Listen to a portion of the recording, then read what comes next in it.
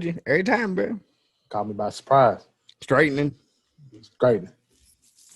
every time. Was good.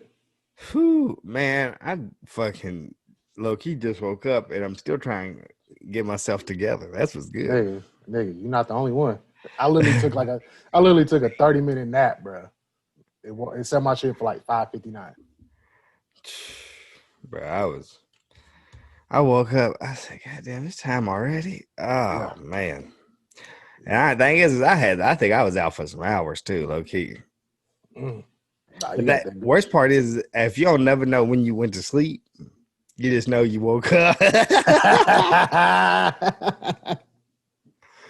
That was me. I have no clue when I fell asleep. I just know I woke up. My nigga just giving himself an estimate of how long he been asleep. Yeah, totally. Yeah. I don't. Last time I remember seeing was 2:30.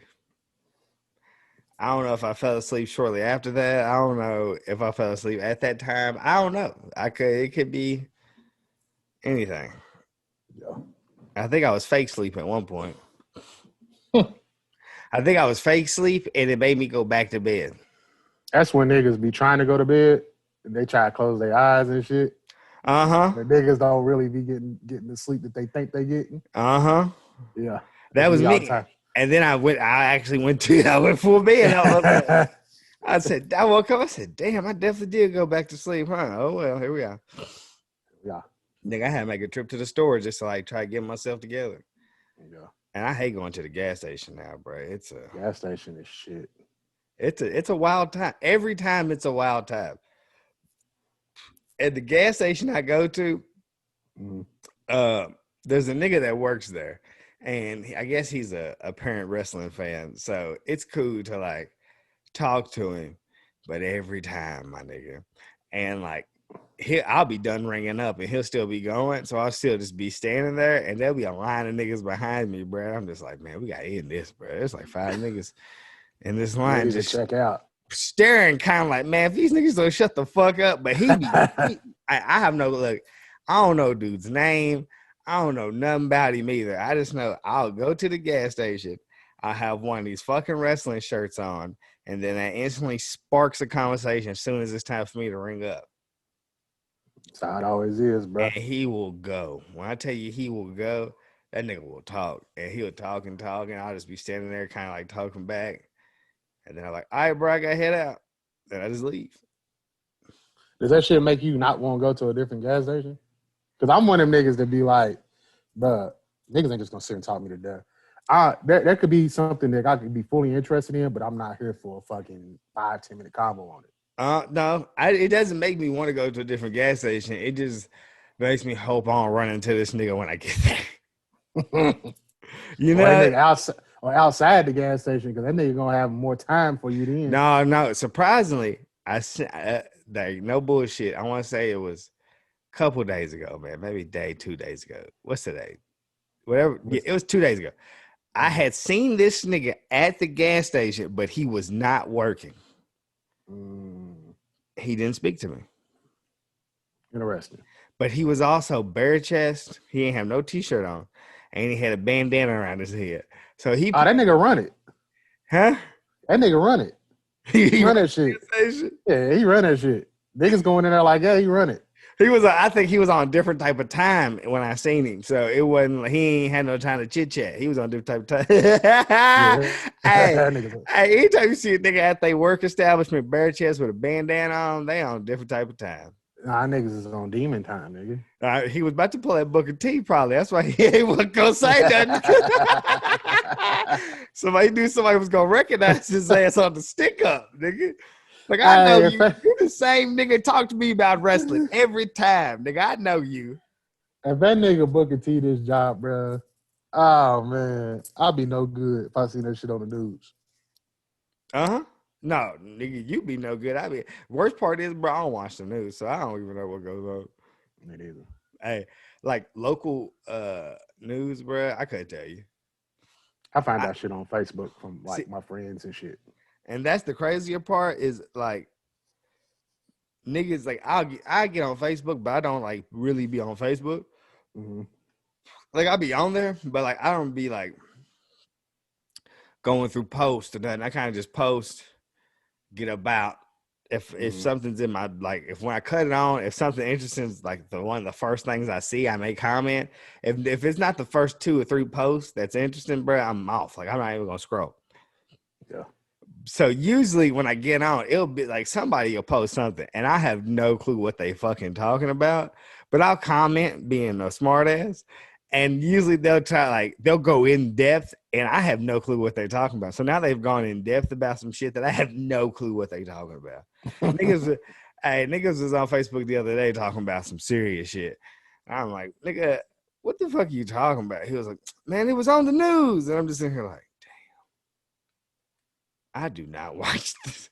Hey, you niggas got it, man.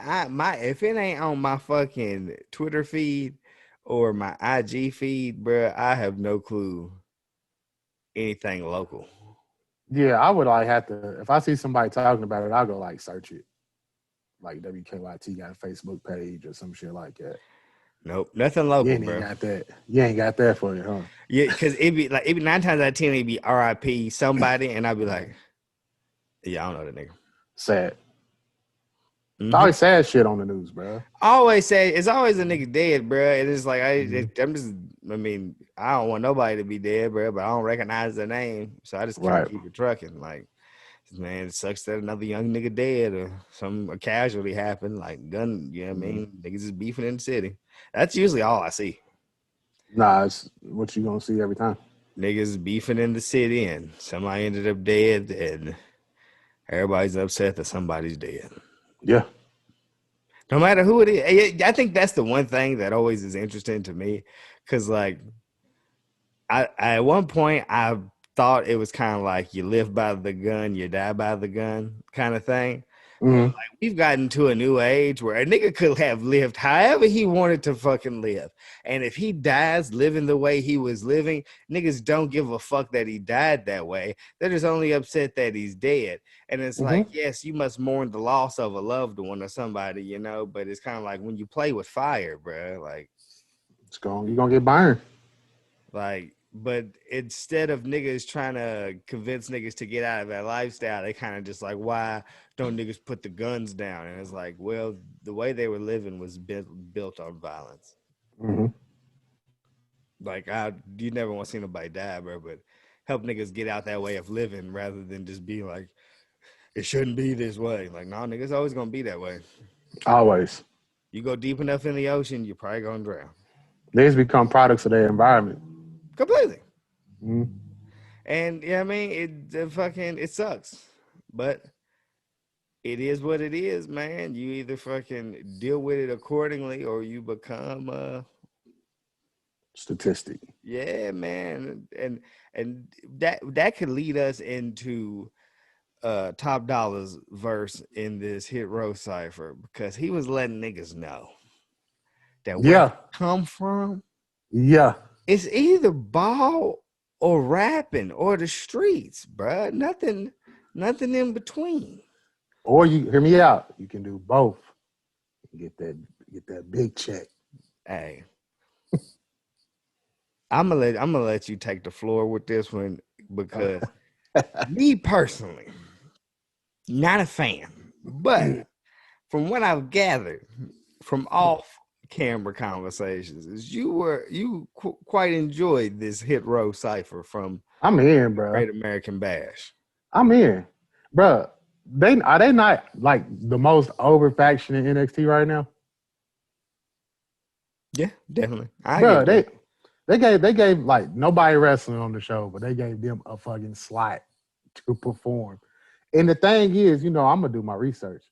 Swerve actually raps. Like he has a YouTube page Yes, yes, and he raps, bro. Like that. I read up on a video. There was like Mia Yim, Big Swole, Eddie Kingston, just like random people in his vid, bro. He rapping. He raps fast like that all the time. So that wasn't like some made up shit. Like that's his flow. I Why think. why You was go. he not on beat? See, I was trying to figure it out. I was trying to catch on with him. when Cause he he like, started. it's like, bruh, he kept losing. Like he would Mhm, have it and then he mhm. would lose it. And I'd be like, damn, how he lose the beat again? It could be nerves, bro, or he could not heard the audio. One or the other. But I think what's her name? B Fab. Uh-huh. She was doing that shit.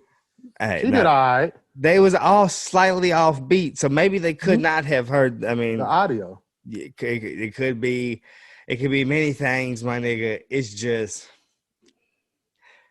I want to like it, bro. I want to Here's the like it thing: so bad, but the performance wasn't crazy. I just like the fact that they let them go on there and do that shit. no. The fact that the avenue is Hmm. present, I am totally here for. And I am now totally convinced that that shit was brought up by Swerve, and all this shit was not done by NXT creative. Swerve came to them with that idea. Yeah, oh, I am guaranteeing it. I just am not a fan of the execution quite yet. Like it's almost there, but there's a Yeah. bunch of shit that's kind of just like you niggas, man. Like it walk for me personally. It walks a thin line between I fuck with this and man, this might be corny, and I battle myself with it every week. I watch them niggas, man, because I'm watching it and I'm kind of like I'm fucking with it, but then there's that point where it's like, man, this might be. I don't know what you niggas is really going for, because this nigga with the blowout, that shit's dick. That's just dick. Top Dollar's outfits are dick. Like that. I wish somebody would dress that nigga a little bit better, bro. Just a Yeah. little bit. Yeah. I think the thing is you've seen this attempted before and it didn't go over well. Yeah. So like when niggas try to do this shit, you just automatically thinking failure. I don't know what this is, but this nigga keep throwing this up. Was this not the Mello? Was this the Carmelo? Remember when Mello was hitting three? Yeah. Yeah, he still do that shit. Why is Top Dollar keep nobody else? It might be a neighborhood. Not it gotta be because not another nigga in the group does this. He's the only nigga, bruh. Bruh. And So Swerve got his belt. Now it's time for us next. that's my nigga, man. Yeah. Thing is the only nigga out the group that I am a fan of currently is Swerve. Like, Yeah. and it took him a while to get to the point to where I'm like, okay, Mm-hmm. because he was in a transition of the original fucking gimmick he was doing to the That gimmick shit was now. dick. That So shit was dick. like I didn't like it where it was, and then he would kind of was transforming. He started putting the golds in, he started coloring the dreads. You know, he would wear gold chain, but he would also wear his fucking like healing crystal choker, which is like pick a side, bro. Pick a side. Come on, man. Which one you want to be?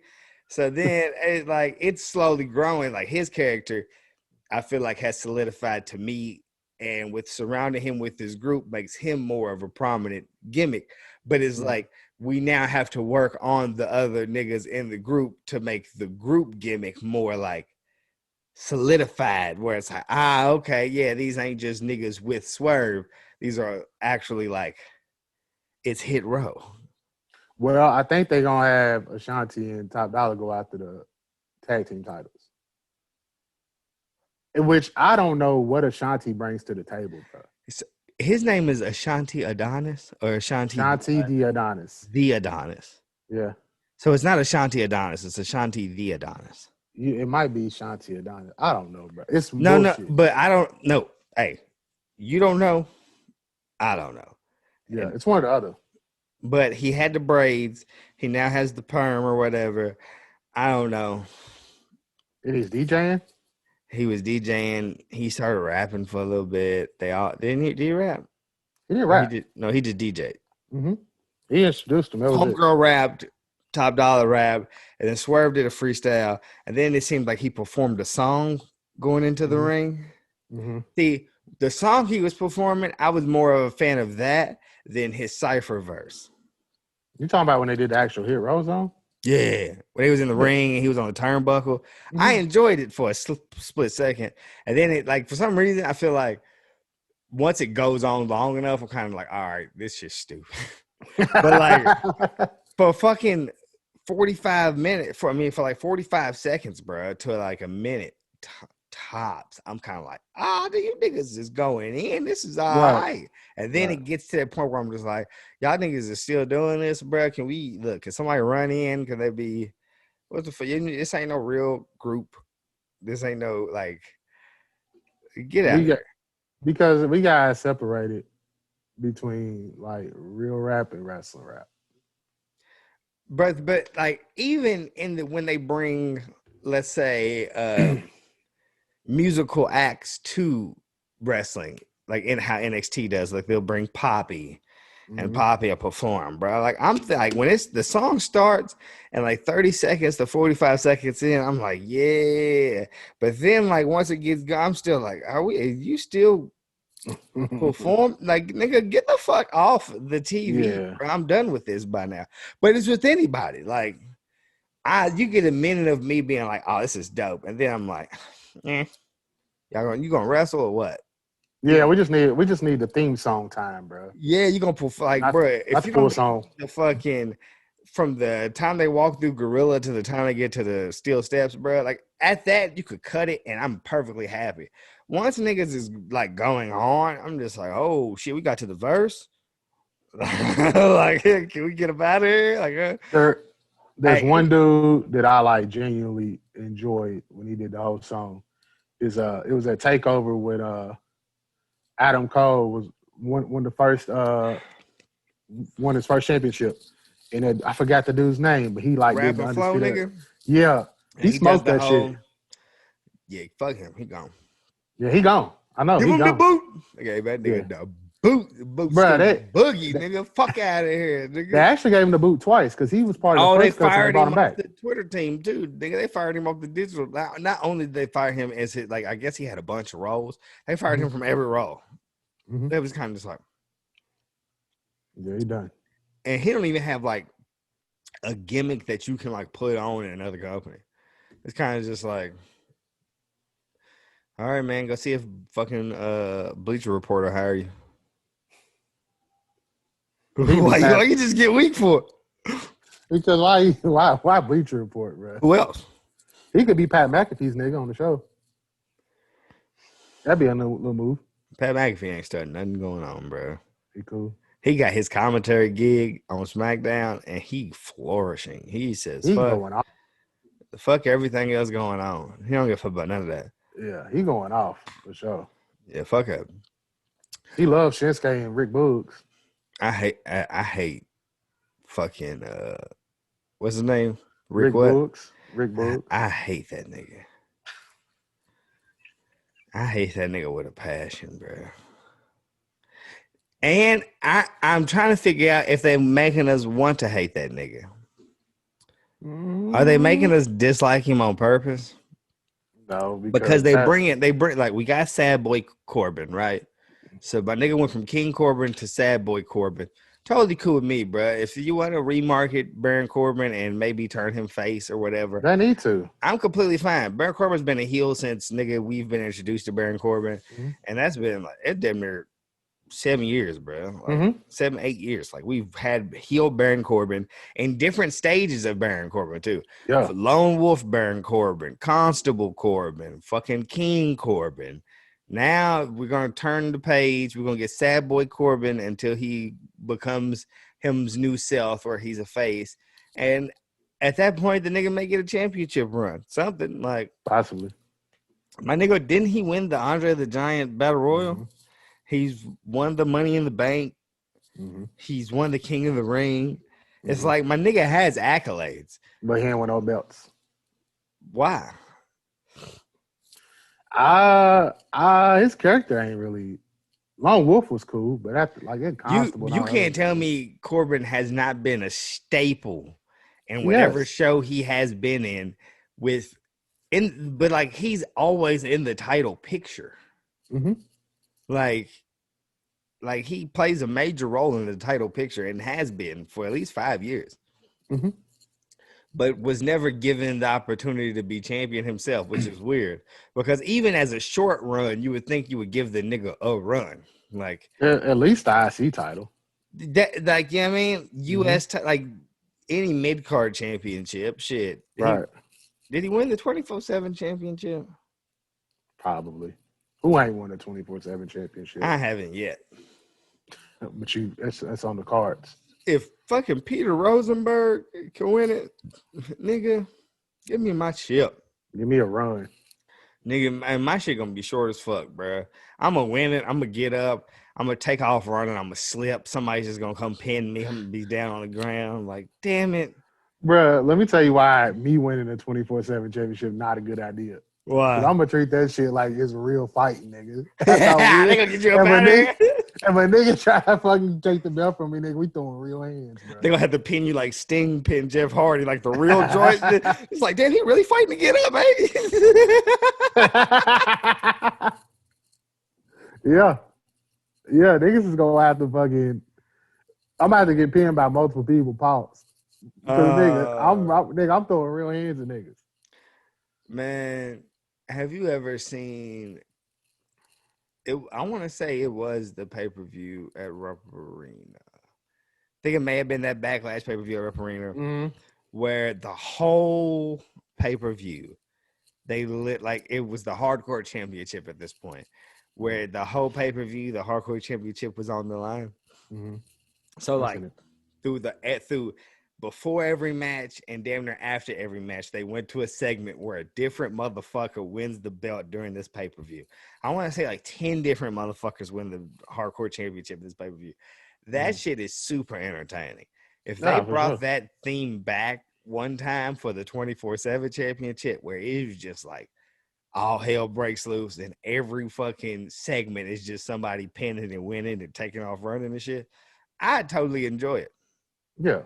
You get way more niggas involved and shit.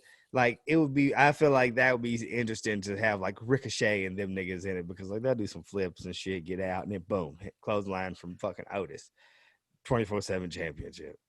That's and then like fucking shit like that. Like it could give niggas who don't really have anything a glimpse of shine for 30 seconds. that's what I was gonna say. As long as they put niggas in there that ain't the niggas that's already going after the 24/7 championship. No, yeah, completely. If that makes sense. Yeah. That's the way it works, though. Like, it can't just be fucking Tozawa, R-Truth, and Drew Gulak. Yeah. Fucking all day just winning and shit. Like, no. You know what I mean? Now, if you look up and Bob Backlund has just won, and I'm kind of like, oh shit, this is random. Where'd you niggas pull Bob Backlund from? Bro, I heard a song on the Joe Budden podcast. Oh, you heard? He said, what did he say? Bob Backlund and Reebok Classics, bro. I that said, was sick. We went through it. But hey, if there's one nigga that like, I don't know if you talk to like, because I've been in positions where I've talked to older cats and they're just like, they'll ask me, am I into sports and shit? And I'm like, not really. Like, I'm a casual fan of sports. Like, I watch sporting events, but I don't have no true, like, loyal fandom to anything. I kind of just enjoy watching sports. What my true loyal fandom is professional wrestling. And they always be like, oh, professional wrestling. That's great. I haven't watched wrestling since. And they'll throw out some random date, like when I was this old, you know, back when. And for some reason, I don't know why, but niggas always go to Bob Backlund to me, bro. Like, you know, Bob Backlund. I'm just like, why do so many niggas go to Bob Backlund? I get Jerry the King Lawler and Bill Dundee. Those are the two that I always get. It's like, just depending on the person, is like who they were a fan of, bruh. And it's so random. Like when I was in Arizona, I was having lunch with some people, and they were older group, and they were just talking about how they loved wrestling when they were younger, and they were naming off so many wrestlers that I had no clue of because like they were fans of wrestling when there were still territories. So it's like you only knew of wrestlers like that were in your territory. So they were naming off random niggas, and I was just like, yeah, I don't know any of these people, but it was like from like, I want to say maybe before the 80s, bro. Like they were naming off like random. I wish I could remember some of their names. I was just like, no, I don't know. And I had an ECW shirt on, fucking with like the original like ECW like members and shit. So it was like Taz, Raven, Shane Douglas. It was just random niggas. And they was like, so who's that on your shirt? And I was just like, random wrestlers. Like, I don't know how to explain who these niggas are because Right. like what would it be? Mid-mainstream? Like Yeah. what would you call it? ECW is like mid-mainstream. Independent. Yeah, like, and it was a time where it was like, who was independent, you know? Like who That's right. knew? Yeah. Like it was like you was either WCW or WWF. And if you were in ECW, you had to be a certain kind of fan to know about ECW. Yeah. ECW was literally like independent before independent was cool. Oh yeah. There was a point in time where when the network first got going, I don't remember how many years ago this was, but I would, before bed, just throw on a ECW pay-per-view to fall asleep to. I'm going to tell you what. I learned so much from that period of my life because there was no structure. At all. There was nothing. Like No, it they was letting was, them go do whatever. and I enjoyed it. Bro, that's the best wrestling is the authentic wrestling. Sheer chaos. Mm-hmm. That's kind of why I fucked with WCW for a little bit. Because WCW was low key like that in certain times. Like if there was smoke backstage, nigga, we was gonna see it on camera. There was real smoke backstage. Oh yeah, completely. Yeah, you ain't seeing that shit in like WWF, WWE was a tight ship. You might get this shit every now and then. Okay, so at this moment, I need to go do something. Okay. I don't know if I'm able to skip this part out and post and edit it so we don't see this. Or maybe this might just be stuck in the pod until it's not going to take long. But I have this TV out here in the living room. And I need to come bring it into this room because I just had a repairman come fix it. So it's fixed now. But it's sounding like the cats that live here have been let out. And the cats will fuck my TV up. So I shall return. Okay. In like a minute. Okay. But I need to go get this TV or I may not have a TV. Go do your thing, bro. All right.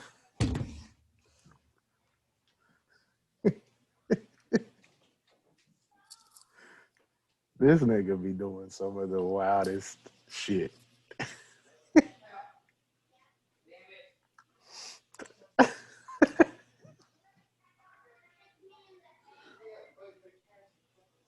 My nigga's cool on these cats, as you can see.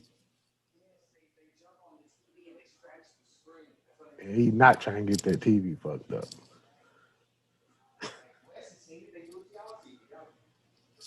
Listen to this nigga.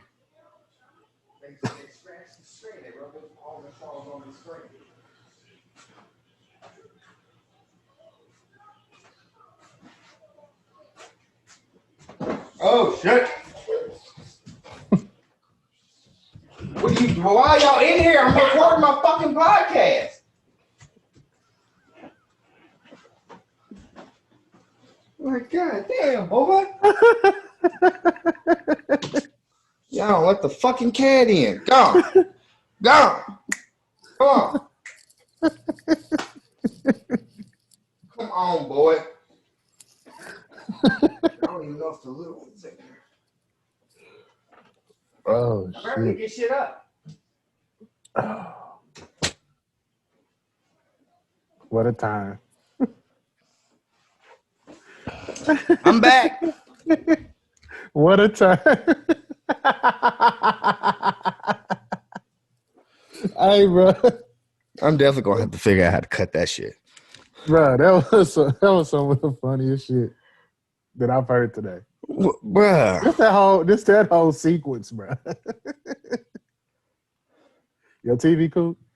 Yeah, I got it in time, man. Oh boy. I don't know how people do it, man. Hey, and motherfuckers always look at me like, you don't want kids? Why ain't you got kids yet?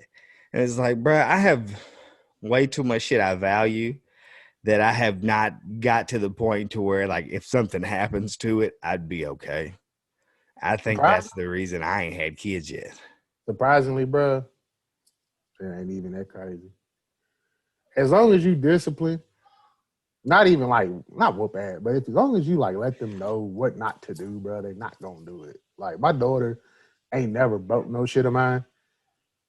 Like ain't never messed up anything of mine ever. Damn, that's crazy. Cause I take it back. She did mess up a pair of shoes. She spilled some Pepsi on them, but it was like an accident.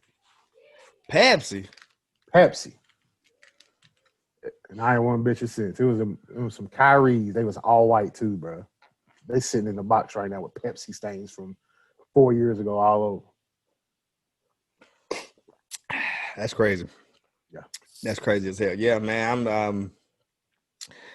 I'm so weary, bro. I get it. Like I have a man, like kids and animals. I'm calling animals. Like I don't mind either of them per se, but to have my own is a different story because fucking, you know, there's no getting away from your own. Like you're there, you're stuck. It's here you go. Yeah, I mean, what can I do? What can I do? I'm calling animals. Yeah, man, you know, part of the game. Part of the game. Part of the game, man. Fucking part. I used to have a room where I kept everything. It was like a media room per se. I had a few bookshelves. I had figurines all in it. I had all my collectibles up, championship belts. I had my table set up for my pod and shit at that point. Screened. It was full man cave, Kicks cave area. Like everything in this room was mine. I set it up how I wanted to. If I'd ever needed to get away from anything or do some shit, that's where I'd go. I also lived with an animal at this time. It was a cat. Any chance this cat got to get in that room, that cat got in that room. And that cat made that room like it was its room. And I'd be like, motherfucker, what are you doing in here? It would always try, it would knock shit over. It would just go lay on shit, get cat hair, like all different kinds of places, bro. And I just stare at that cat like, bro, you would. There's a whole house. You just come to my shit. Every chance you get. Don't let me forget to shut the door behind me. I'd come in and have to reset up so many figurines on my bookshelf. Because this cat wanted to bump into it and jump on the shelf and knock my figurines down. It's like, God damn it. Yeah. But what can you do? What can you do? Nothing but set it right back up, bro. And that shit annoys the fuck out of me. And then take the L again in the future. You see what I'm saying? Yeah. It's like, I probably won't be happy and or completely satisfied until I'm able to have my man cave completely away from like people who can destruct it. That'll be when I'd be like, I'm content. Nobody could come down here and knock my fucking figurines over. Kids and animals. That's who do it. Yeah. No, I want a man cave myself. But because like no matter how many of my niggas I've had over, they come in and for some reason it's an automatic like, yeah, I probably shouldn't touch nothing in here. Like as an adult, that registers in niggas' minds. Like niggas always walked in and they looked around. No nigga ever touched anything because for some reason it just registers. This shit look like it doesn't need to be, like, it shouldn't be touched. It's just Right. for viewing, kind of like at a museum. It's like, yeah, man, I'm here to see the art, but I probably shouldn't touch it. Right. That's how. So I didn't mind nigga like having guests and shit come through and come in the room. We kick it, we smoke, we play video games and shit. No nigga ever took it upon themselves to touch this fucking Kobe Bryant action figure that I have in the package with the number 8 jersey and the afro. Like no nigga went and grabbed it and was like, oh goddamn, you got this? This is crazy. Like they just be like, damn, that's wild. Yeah. Keep it trucking. Yeah. Kids will see something that they find interesting, and it's just like, I need to touch it. Like, no, you don't, big dog. You don't need to touch it. You don't need to touch it at all. Actually, you don't. You don't. No. I don't give a fuck that every one of these fucking Pokemon cards are sitting over here in this wooden crate and haven't been touched in fucking 5 years, nigga. That's where they need to remain. Please don't go through and unorganize my fucking Pokemon cards. I have them a specific way for a specific reason. And once you jumble them up, once it's time for me to go find what I'm looking for, I won't instantly be able to find what I'm looking for. I hate it.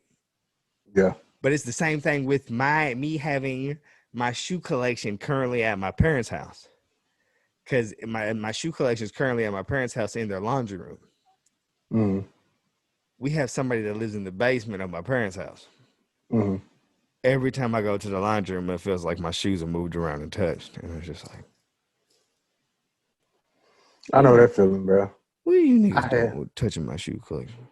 Bro, I had a fucking collection of throwback jerseys. Collection, bro. I had the blue Kobe number. I had the black and yellow Kobe. I had like all these T-Mac jerseys. Okay. Crazy, like, bro, crazy collection. Uh-huh. Moved out my mom's crib, left them in my closet in my old room. 3 months later, went back. Mistake. My sister's boyfriend, that nigga fucking went through him. This nigga was gone. I can only imagine he was fired up. Ah, bro, I was pissed, bro. I couldn't even lay hands on this nigga because he was gone. Gone. I only got about 3 or 4 left now. Had about 25. Fired up. Fired up. And this is a whole adult, nigga. This ain't a kid. This is a whole adult. I'm not, bro, and that's the thing. So it's like, I think my issue with adults versus animals and kids is with an adult, I can deal with you.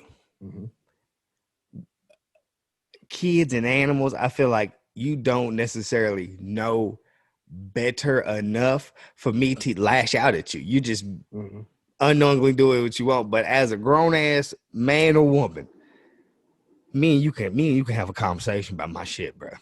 Absolutely. And it sucks that a nigga got away with your jerseys and you couldn't get to him to have the conversation like, hey, well,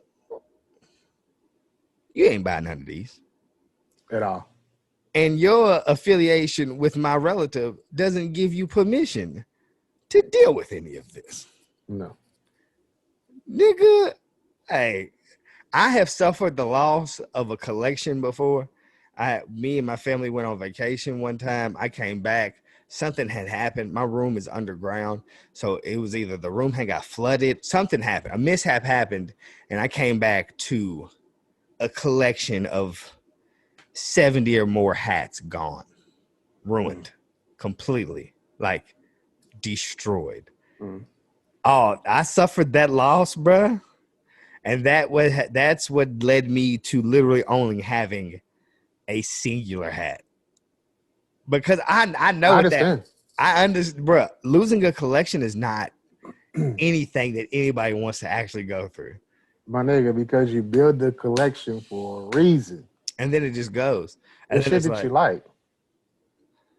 Bro, and niggas like, and nobody ever would be like, you know what, bro, it's amazing that I've only ever seen you in one hat for so long. Nobody ever asks why I just stay in one hat. It's like, nah, because like if I keep this bitch on me, bro, I never will have to go find another hat or figure like restart at square one, bro. Because starting at square one was the dickiest thing I ever had to do. Like Yeah. I lost so many hats, and I was so out, bro. When I tell you that, I tell you I have a problem, bro. Once like the collecting portion of the liking something happens, bro, I lose control, and it's like I gotta have this one, this one, this one, this one. Mm-hmm. Nigga, my fucking hat collection was disgusting. Mm-hmm. And nigga, I want to say Florida for a week. Nigga, I came back, my room was molded. I had slugs and shit all over. Like we don't know what happened because we wasn't there. I just know what I came back to. Yeah. Nigga, every one of my hats were fucking pissed. The thing is, the sneakers were also in the same condition as the hats, but the sneakers were able to be like restored. So all my sneakers that were in the room at the time were able to be restored. The hats wasn't, because they became soggy and molded, and like they started like losing their form and shit. I was just like, damn you,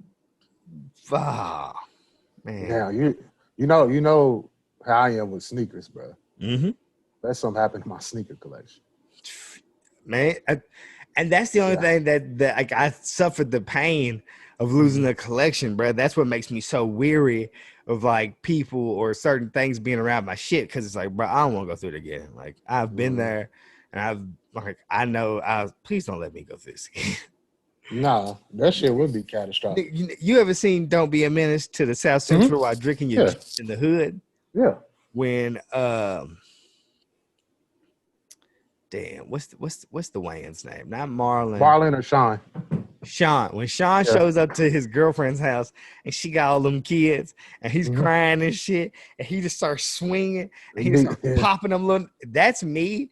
If like I had a child and I show up and they decided to unbox shit that I never wanted unboxed, I just be like crying and just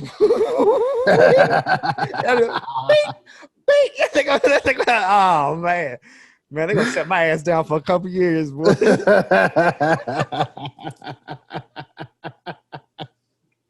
A couple years. I'm gonna have tears just flowing, bro. Just niggas don't know. Like, niggas just don't know, bro. Like, so that shit be like a genuine hobby. Like, cause I got a lot of hats too. No, bro, completely. So like, it's a hobby, bro. A collecting of anything, bro. Hats, shoes, t-shirts, shit for your cars, nigga. Anything that you're into. There's niggas that collect baseball bats, whatever. You put value and stake into it because it's something that you've done. You're proud of it, per se. And then when something out of your control takes that shit away from you, it's like, bruh, what I do to deserve this? And there's nothing you can do but fucking take your L, pick yourself up, and either get back into your hobby or find something else to. If you find your fix elsewhere, man, you know. Yeah. And let's just hope it ain't drugs or something that's gonna fucking harm more than you. Yeah. Harm everybody around you, you know. Bro, speaking of drugs, I'm gonna segue to something. Jimmy Uso. He ain't on the dope, but that nigga on the elixir. He's on alcohol. Yeah. He on the drink. Bro, he needs help. This is like the 4th time. But he needs help. I mean, there's nothing more you can say other than help. Yes, like we all can speak after the fact of things he should have did differently. But like the main issue is the man may have a alcohol problem. At like this he point, he may be an alcoholic. Because like the decision to drink and then get behind the wheel is a dangerous one. Is a truly dangerous one, because you're not only putting yourself at risk, you're putting anybody on the road with you at risk of danger. And just think of how many times he's done it, because he's only been caught 4. No, and that lets me know that, like, what are the odds that every time you do it, you get caught? No, not a chance. Right. It's every time you get caught, it gets publicized. So you do it let's say you do it 20 times, 30 times, 50 times, you get caught 4, it's like you lucky. Yeah. You lucky. But in today's day and age, it's confusing why someone who has a bit more expendable funds is getting in this kind of trouble. Because I feel like you may have the handful of dollars it takes to order an Uber, get yourself there safely, and then figure out whatever you need to figure out in the morning once you're sober. But it's easier to say, it's easier said than done, because decisions made while intoxicated ain't always the best ones. Right. Like I've seen some where like they might suspend them or even release them. at this point, Yeah. like he's a repeat offender. Like a repeat, repeat offender. I just can't see them releasing them though. No, yeah, honestly and truly, they won't release him, but I believe he would probably have to go get help before like continuing on with his like in-ring career. Like that's what I suspect. Like it's the same shit they did with Jeff Hardy. Jeff had to go get some help. Same thing with fucking what's it called that they released not too long ago? What the fuck was that nigga's name? He was in the Kingdom. Him and his wife. Why can't I remember his name? Mike Bennett. Mike Bennett. They had that nigga had to go to rehab and shit before they let him debut and shit. So it's like they'll get you some help, but I guess you gotta be willing to take it.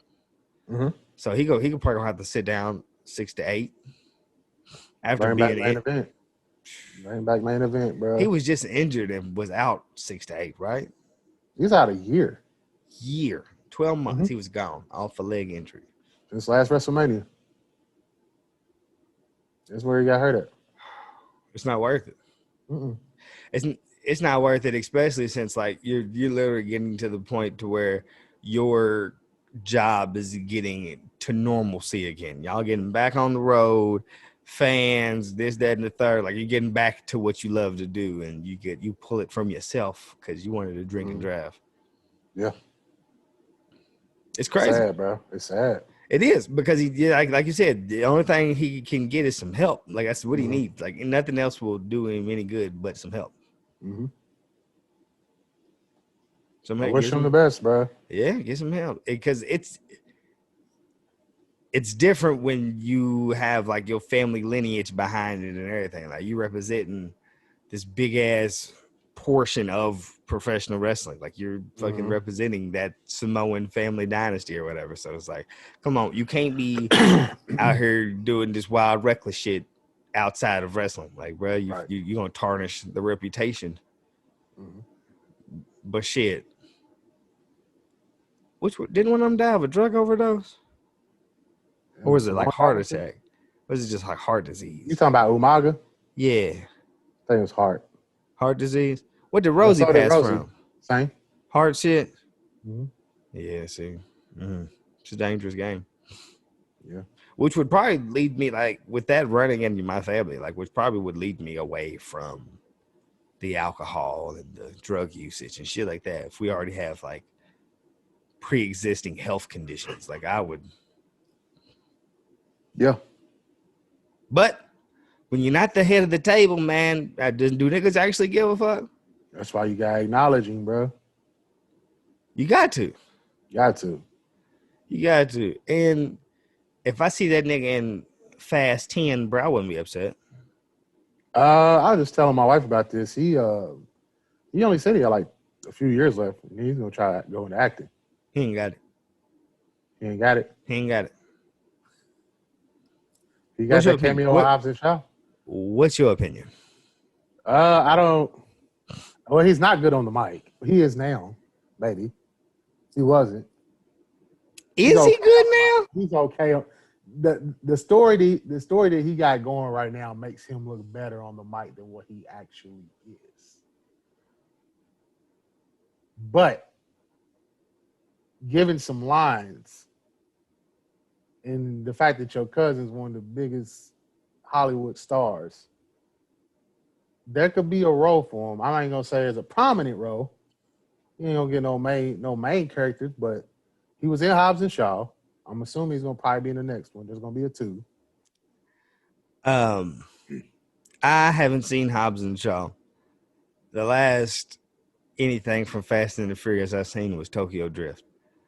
So, and I think is I keep telling myself that I'm going to go through and watch the Fast saga per se in order to catch up so I can watch all of them. But whenever I find time to do shit, I never want to put the movies on. So maybe I will, maybe I won't. What was his role in Hobbs and Shaw? The Rock's cousin. Bro, he had like 2 or 3 lines. But he was in the movie, but Was he it just decent? talked. The movie or him? Him. I mean, he was a Samoan cousin. So How do you he dress? really didn't like Samoan. So he really didn't have to do anything. Was he in street clothes or like No, this nigga like he was dressed like a nigga on the yes. islands? Yes. Okay, interesting. Yes. All right, well, that leads me into something else. Okay. You see the shit Batista was saying? What was Batista saying, bro? I ain't see it. I guess I don't know if he was in an interview or if it was like a Twitter joint. It was something happened that triggered Batista saying, I guess somebody had asked if presented the opportunity, would he do a movie with John Cena and The Rock? And Batista pretty much said, fuck them niggas respectfully. Wow. He was like, nah, bruh, I'm good. Nothing against them. They're great guys. I'm just forging my own path. Batista. And like, all respect to Batista and all respect to what Batista is doing in the movie industry, aside from wrestling, you know, like he's had some prominent roles. He's had some lead roles. He's had some great movies.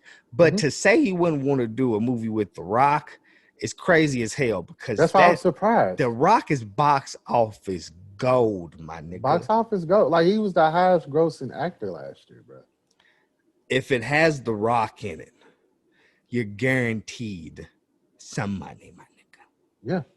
I would like Cena. You mean Cena hasn't worked his way to that point in like the movie industry yet? But it's growing. I wouldn't put it past him, you know. Mm-hmm. Oh, excuse me. But like but some people don't want to be boxed in. You know what I mean? They're all wrestlers. They've all actors, this, that, and the third. But I mean, if they made a fucking new Expendables and decided to put them 3 niggas in it, I wouldn't be upset. No. Fuck, throw Stone Cold in there too. Look, I'm just saying, we could sit here and we can make a cast, bro.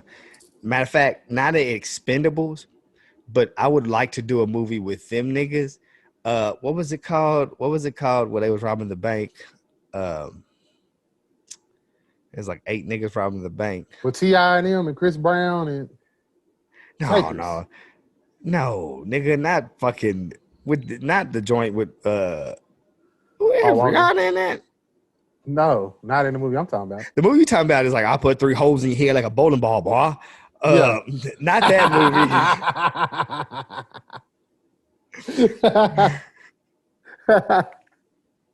This nigga's nuts, bro.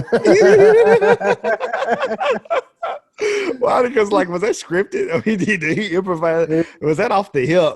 That's our top. That was our top. I said, okay. Let's keep that one. Keep that one. Yeah. Now the movie I'm talking about is they go to rob a bank. It got like Bernie Mac in it. They did a bunch of sequels where they kept Oceans. Where did it start off with? Oceans 8, Oceans 11, Oceans 11. Whichever one it was, and they did the remake with the women. That movie, if you do that movie with fucking Batista, Cena, Rock, Stone Cold, Miz, Orton. and give me a couple more niggas, bro. I'd be here for it. Yeah. Like niggas would hate on it because it's like, why did you go get all these wrestling actors to do a movie? But I don't think I'd be upset. For niggas like us, we be in. I'd be in Yeah. because I've sat around and seen some. I've sat through bullshit. Mm-hmm. You ever seen See No Evil No. with And I'm not Kane? going to. But I did see 12 rounds. See, you ever watch the Main Event on Netflix? No. There's a lot of movies, bro, that I've watched solely because they have wrestlers in them. Mm-hmm. Any of I got the any of the fucking. Marines. Yeah, I seen the Marines. You know what? You could go get Kevin Nash too. I Mm-hmm. wouldn't be upset. Mm-hmm.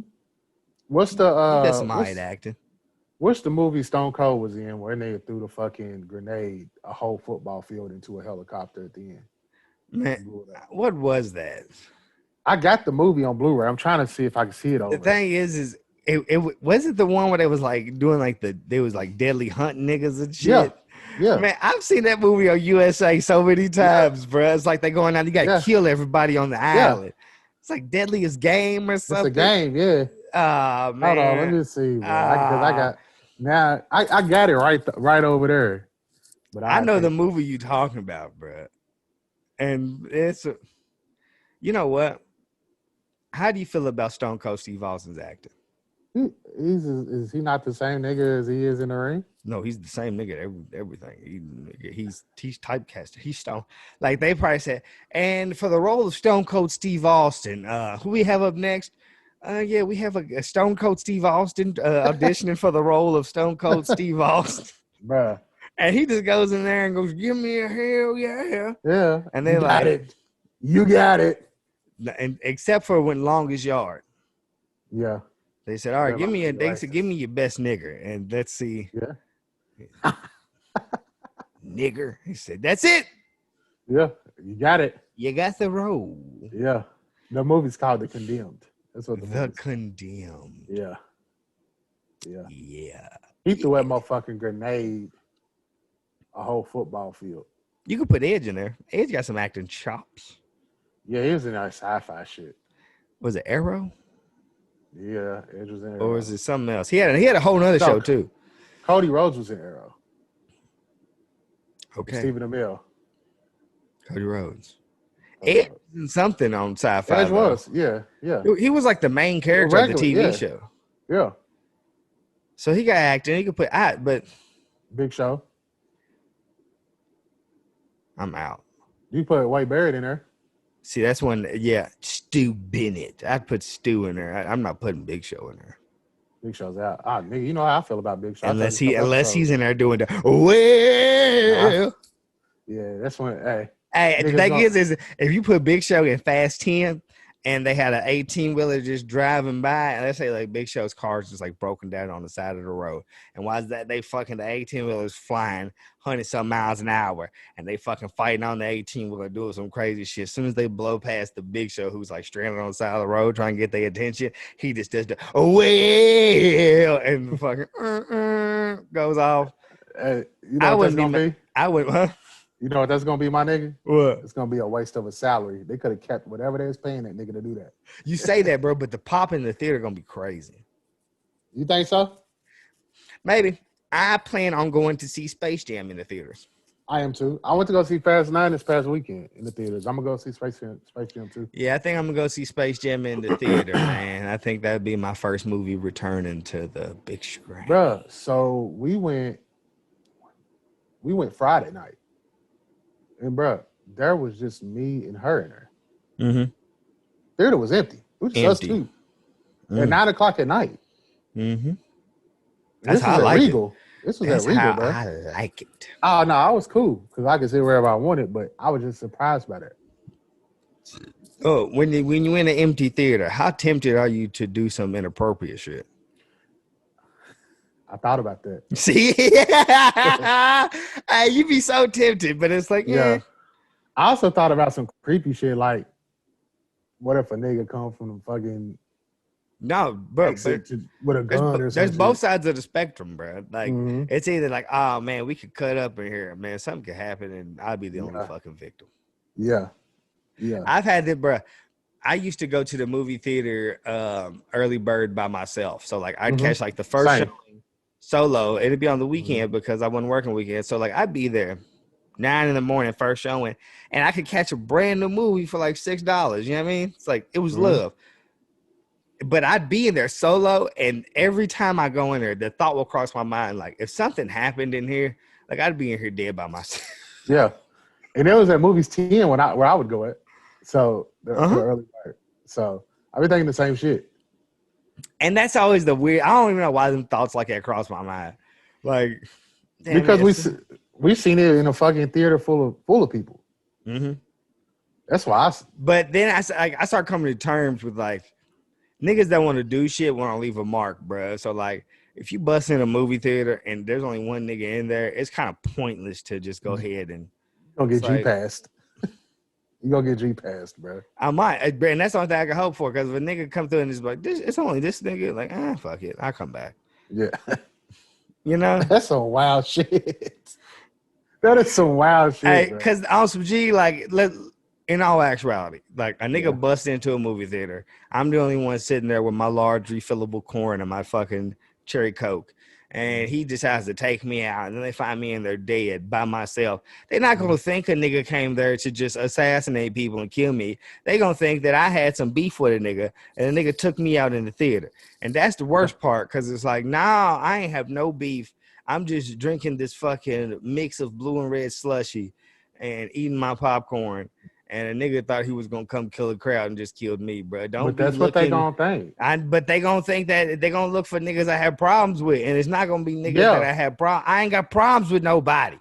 Right. But It's that's what they gonna do. it's some nigga who got problem with the world, Yeah. and y'all never gonna find him till he strike Nah. again. So he He got strike strike again. again. Yeah.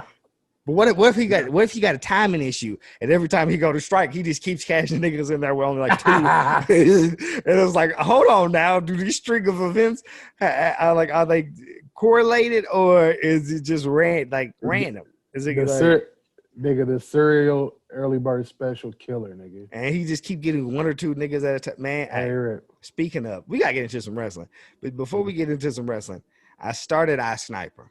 Thank you. I'm glad you did that. But I've already watched it. All 7 episodes. There's 8 of them. Oh, they got 8. They got 8 now. They got 8 now. Man, hey, Great. I hit Elliot and Kearney that shit, bro. sick. Yeah. That nigga's sick. Like when they started breaking down the concept of all the shit they was doing before the snipings, Yeah. bruh, the fact that there was people like his kill rate at the beginning wasn't 100%. It was sloppy, low key. Mm-hmm. So like motherfuckers were going like living with their lives or living through their lives with.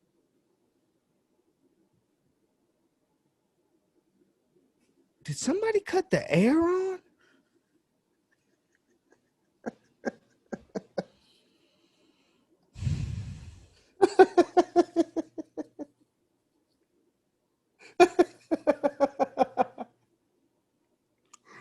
Oh shit, man. I gotta change my life, bro. I gotta change my life. I got to. Like, I gotta like. We go. Hey, to any of the listeners, bro. If anybody, to everybody that tunes in and enjoys our podcast, bro. I don't know when the air got cut on, but you gonna hear that shit blowing.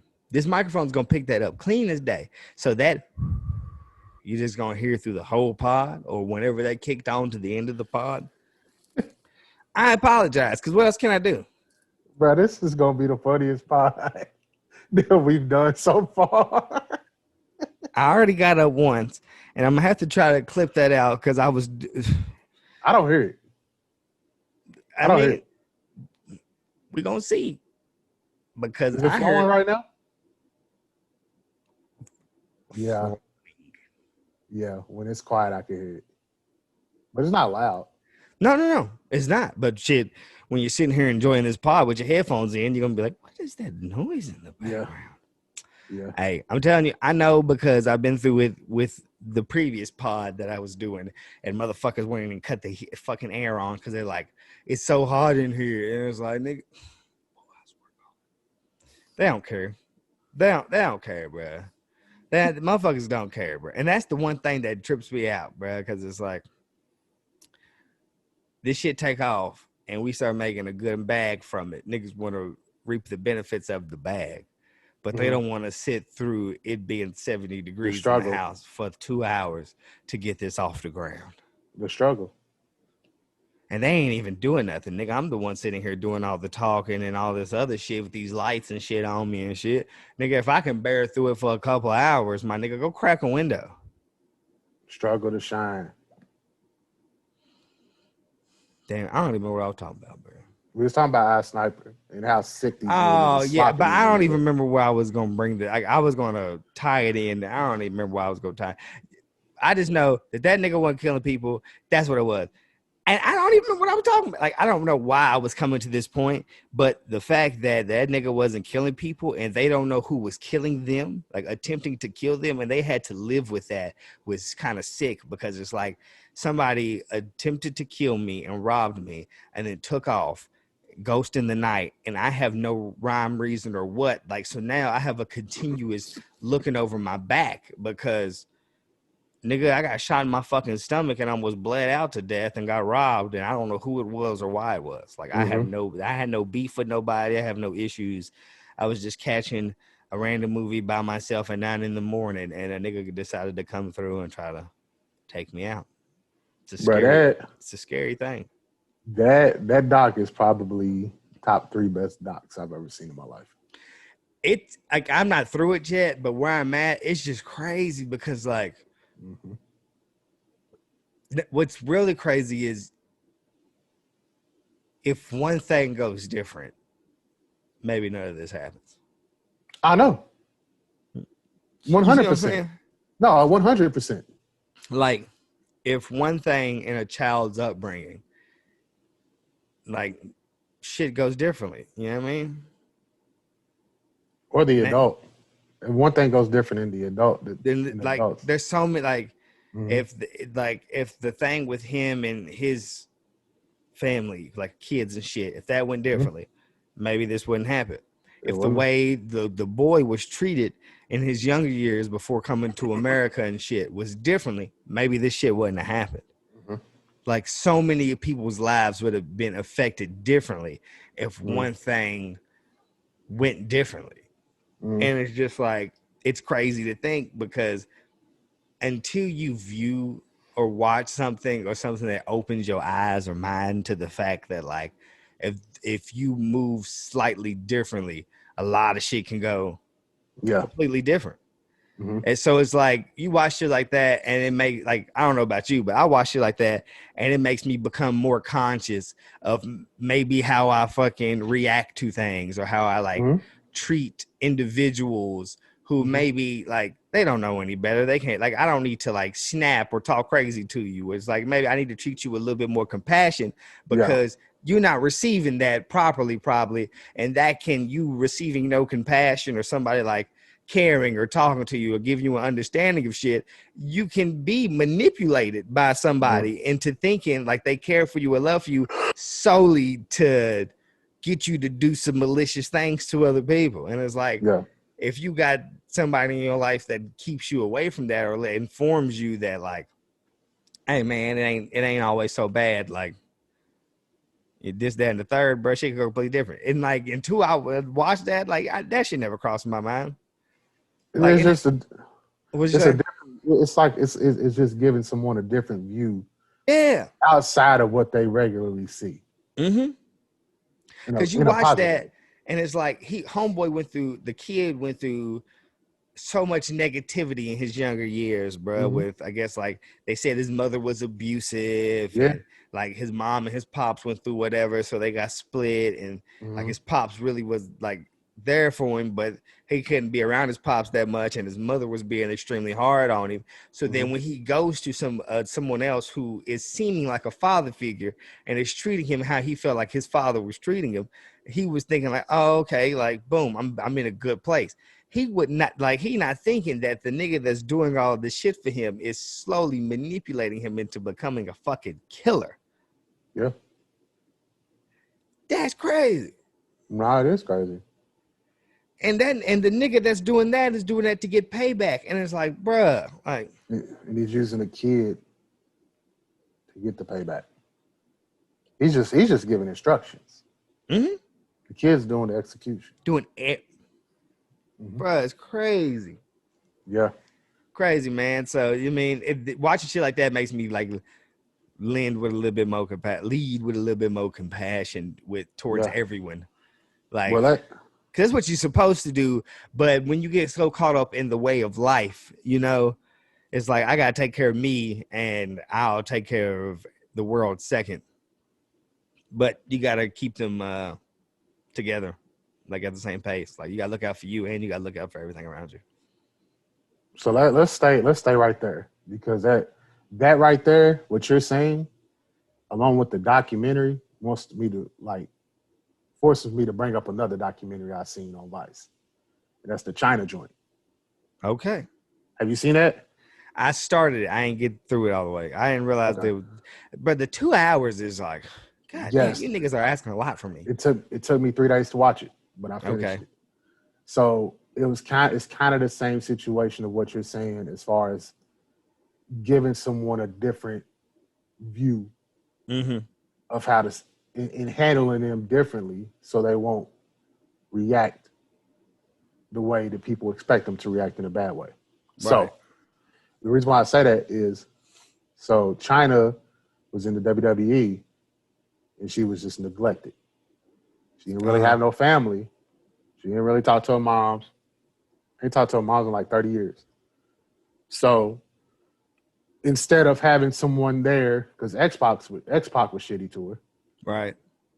Instead of having someone there to guide her or to show her some different shit, she gets this film crew to document her and her life and her comeback.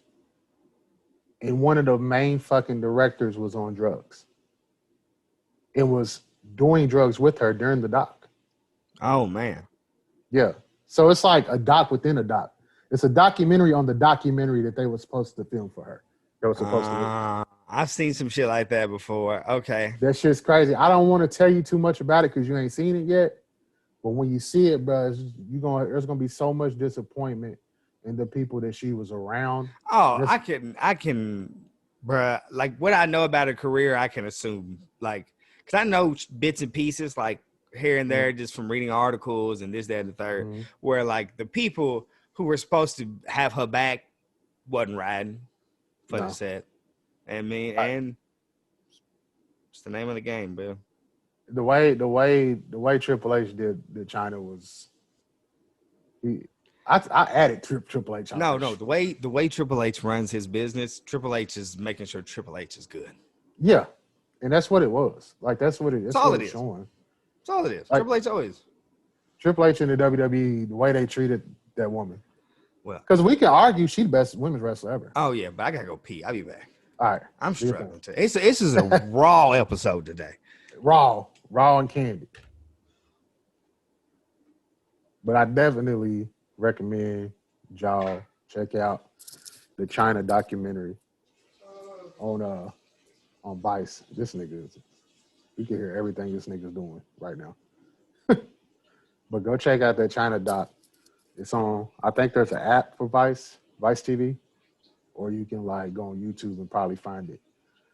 But they have like, they have that. They also have like Dark Side of the Ring. I don't know if y'all familiar with that, but it's like documentaries on wrestlers who have had a rough go of it after their career in wrestling or during their career in wrestling. So definitely go check both of those out so y'all can get an in-depth view on some of the bullshit that these wrestlers go through, especially the ones that leave after WWE. Hey, and he's back. Bike. And we're back. Bike. I think I'm going to chop that and we're back and put it in the front part when I disappeared earlier. Yeah. You think I could just keep sliding that in where we get off track? Like the air part too, I just be like, and we're back. Nah, fuck that. I'm going to leave that whole excerpt. Yeah, I don't tell. I don't know, bro. These niggas. I'll Shawn Michaels kick every one of these niggas and then throw them out the window. All kids, animals, all residents of this establishment that I'm in right now. I'll Shawn Michaels, Marty Jannetty, kick them niggas and then throw them out the window. Yeah, you gotta do the Shawn Michaels super kick through the barbershop. That's what I'm saying. Yeah, Because yeah, I feel like that's the only way to get somebody you cool with. Like I yeah. rock with you, but I gotta make this decision for the betterment of me. Mhm. So I'm a Sean, and that's what Triple H did. Triple H is all about, hey, look, I love you. We had our thing. We were doing but for me to continue on growing up this ladder, I kind of got to fuck you over. Mhm. And man, and it sucks, but that's the difference between the real world and business. And you can't misconstrue relationships that are business fueled with your real life relationships of people who you consider your close friends, the people who are supposed to be there, look out for you, or do what's in your best interest. A lot of times people get those two things crossed and mixed up. So when the portion of it that shows, man, our relationship is strictly upon business, and when it's bad business, our relationship is nothing. Mhm. People get hurt and it's like they feel betrayed or backstabbed, and it's like, man, But bro, they was together. no, Like they was, they were fucking, yeah, they were like together, like fucking, in fucking. love type shit. Yes, but Triple H found somebody that was gonna boss his ass up and said, "Holla at you, dusty bitch," and the fact that she is Stephanie's kind of like, yeah, if you don't throw this dusty bitch to the curb and let us glow up, Mhm. Yeah, like especially. the wrestling business is nasty. Mhm. There's a lot of businesses that, and I'm not even gonna say wrestlers. The entertainment business is nasty, Mhm. and you got to be weary of it and understand that, like, some of the people you think is supposed to be there for you are only there for themselves. I Sucks. also I also took a view of that video Of with her and all the rest. her fucking wrestlers. Yeah, How entertaining was that? China wasn't bad, bro. China wasn't bad. Elaborate. China So wasn't bad looking. so yes, Fucking. Cause why they have all them niggas in them wrestling costumes? nah, them niggas is nuts. But I don't know. I ain't never look at China like it's somebody that was like cute. But when she glowed up, she glowed up. She wasn't bad. I don't know if it took the video for me to get to this observation, Uh-huh. but that's where I'm at. Yeah. Um. Again, I've said this before on this pod. Early China, I had it for, like, when she was natural body, like her, I was here for it. When she got the breast implants and I don't know, she lost it That for me. No, that's when I was there for it. Like but I liked natural China. Like she was just, but again, I ask this question often in group settings. I always ask niggas, do they like muscular women?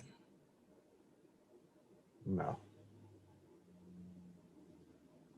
no, You don't ain't like for me. muscular women? Ain't for me. So she got a 6 pack, you ain't busting it down. I wouldn't say that. Six pack different from being muscular. Hey, bro, nah, they. You Nigga, know you what got it? Do you know what it takes for a woman to get a 6 pack? a lot of crutches. Nigga, it take a lot because women can be fit, but for that muscle definition to come in a 6 pack, you gotta be fit. Like you gotta So, have like some. so there's different type of musculars though. Yeah, lean and physically fit is Mhm. completely different than muscular. Right. You know, I'm saying, but I'm also like, I guess it depends on how far you like to go. Like there's some chicks who get brolic. Like Big Swole, I'm cool on. And like some of that shit kind of frightens me. Like real big brolic chicks, like that shit kind of frightens me.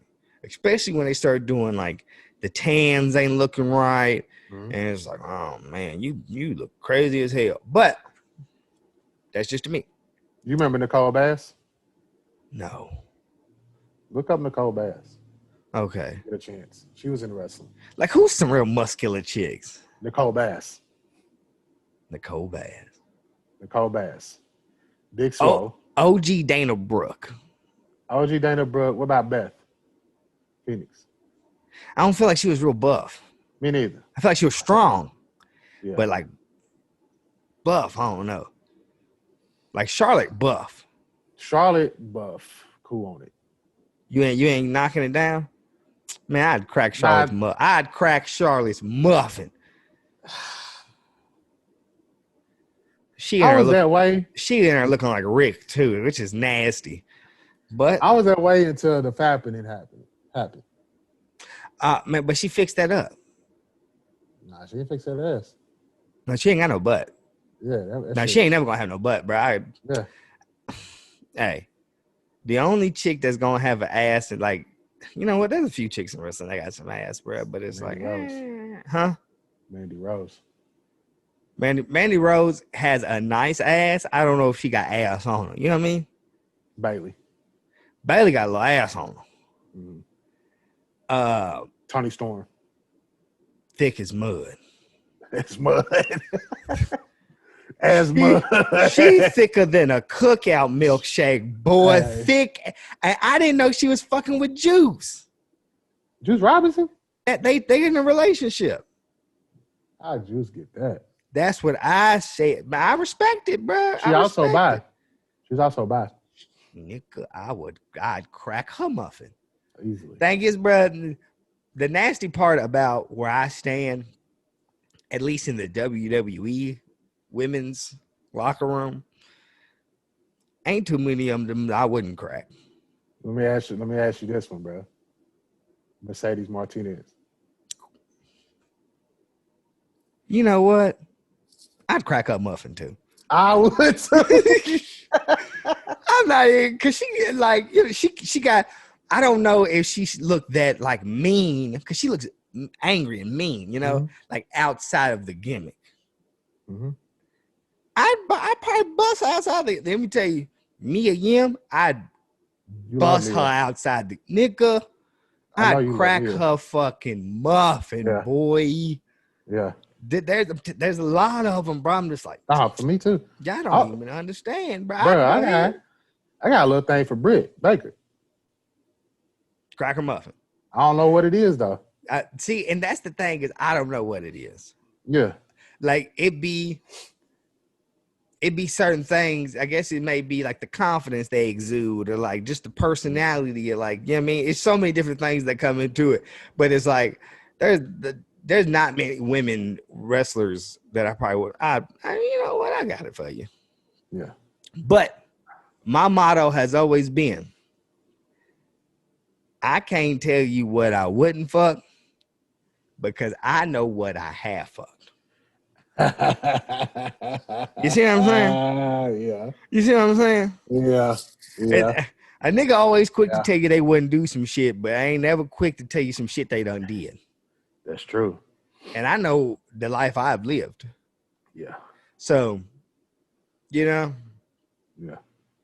I'm never too quick to be like, nah. And the one I got, the one that I'm obsessing over currently is for some reason, I don't know, but on TV, not so much, but on Instagram, Natalia. Yeah, bro. Period with Natalia. Like Natalia gets on on WWE television, and like she starts portraying her gimmick or acting, and her mic skills got me like, Natalia, get the fuck off the TV. Then I get on her Instagram, and I'm like, Natalia, boy. Natalia done changed her fit up. I don't know if you noticed, but she just got low key, just got the bra on. That's with it. the long with Man, the whole nigga, I bodysuit. would hit her ass with a Canadian destroyer, bruh. I'll not have you, boy. I feel you remember when Craig and Smokey seen who was Craig's neighbor that fucking One Bernie of the Mac was backlight, fucking on. Miss Parker. I would, bruh, that's Natalia to me, Miss Parker. She out there watering her grass, and I'm just like, when you gonna let me fuck Miss Parker? What was that? That's me on That's funny as Natalia, shit. boy. Yeah. Nigga hit me up. I was I post Natalia on my story anytime her shit come across my I screen. see her and Frankie. Oh man. I seen somebody talking crazy about Frankie the other day, and I was gonna comment. I said, you know what, this ain't even my fight. But I It is got what something it for is. Frankie too. Half shaved head, and I don't give a Yeah. fuck. Oh yeah. She Nah, can for sure. fucking lucha fucking split clean down on this thing. Mm-hmm. Johnny drip drip. Drip drip. Oh man. But nigga comment and said, boy, you love you some Natalia. I'm like, how could I not? They was like, yeah, she got them fat ass titties, boy. And I'm like, you ain't never lied. It was like, her sister's thick too. And I was like, I don't even know nothing about that. You just hit me Yes. to some shit. I ain't know nothing Yeah. about her sister being thick or nothing. Yeah. Yeah. Yeah. Yeah, so I went and checked that out, and I was like, oh, you know what? She ain't too bad. She over here looking Mm-hmm. all right. You Mm-hmm. know? And where's Tyson Kidd at? Backstage. Man, he probably Not. He not. what? He not. He ain't doing it right, bro. No shit. I bet I guarantee they 50 Shades of Grey doing some Wild Boy in there. Natalia look like she give out the head too, and that's something I appreciate. I Yeah. don't know if she necessarily just be kicking out the head.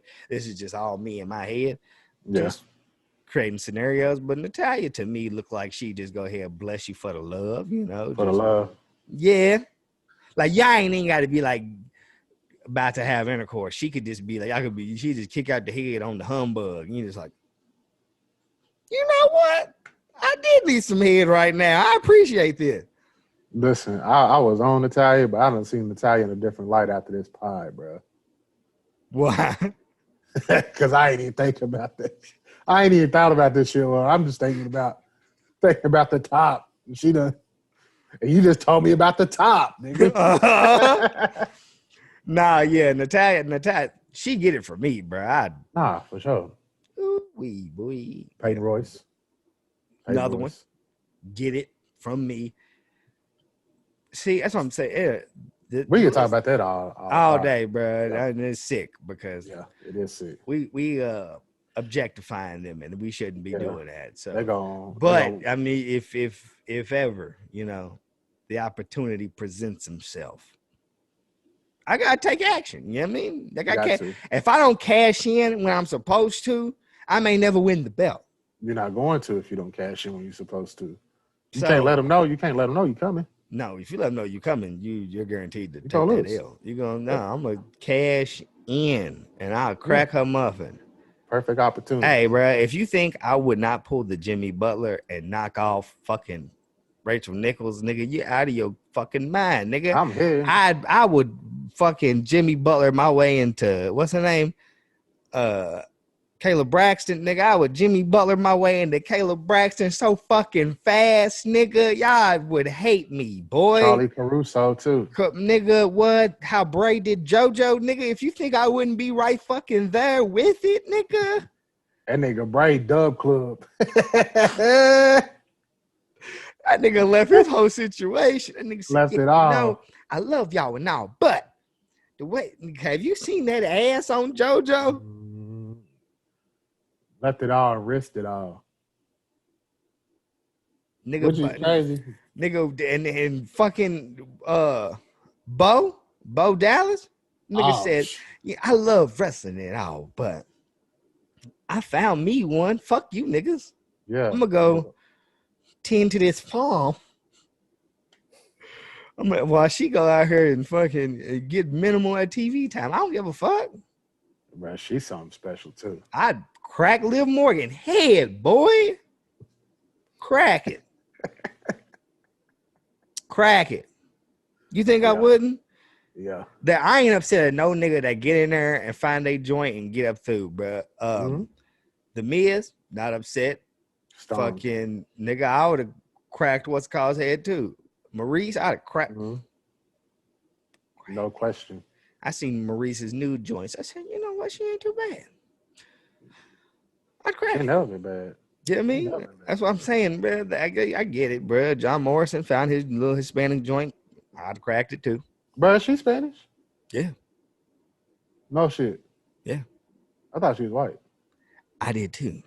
Till I did some research. She got a whole Hispanic-based clothing brand. The La Wear Loca shit.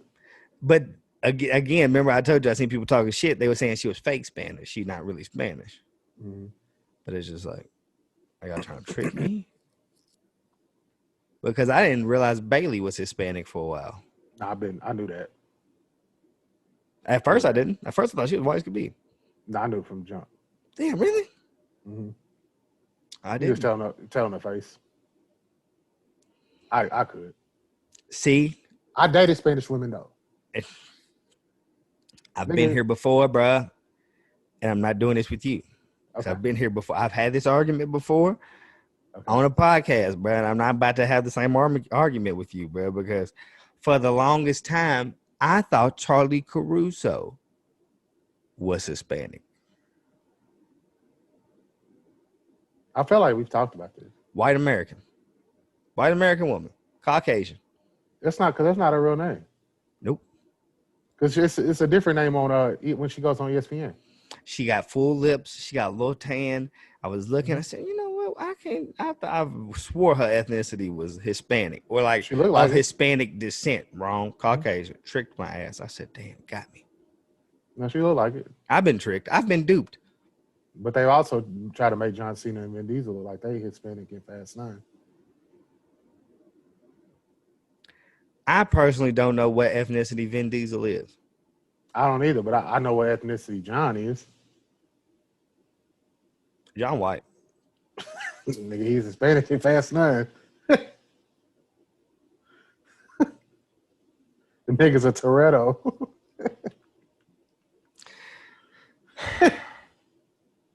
John Cena Toretto, boy. Well, I just seen the trailer today for Suicide Squad.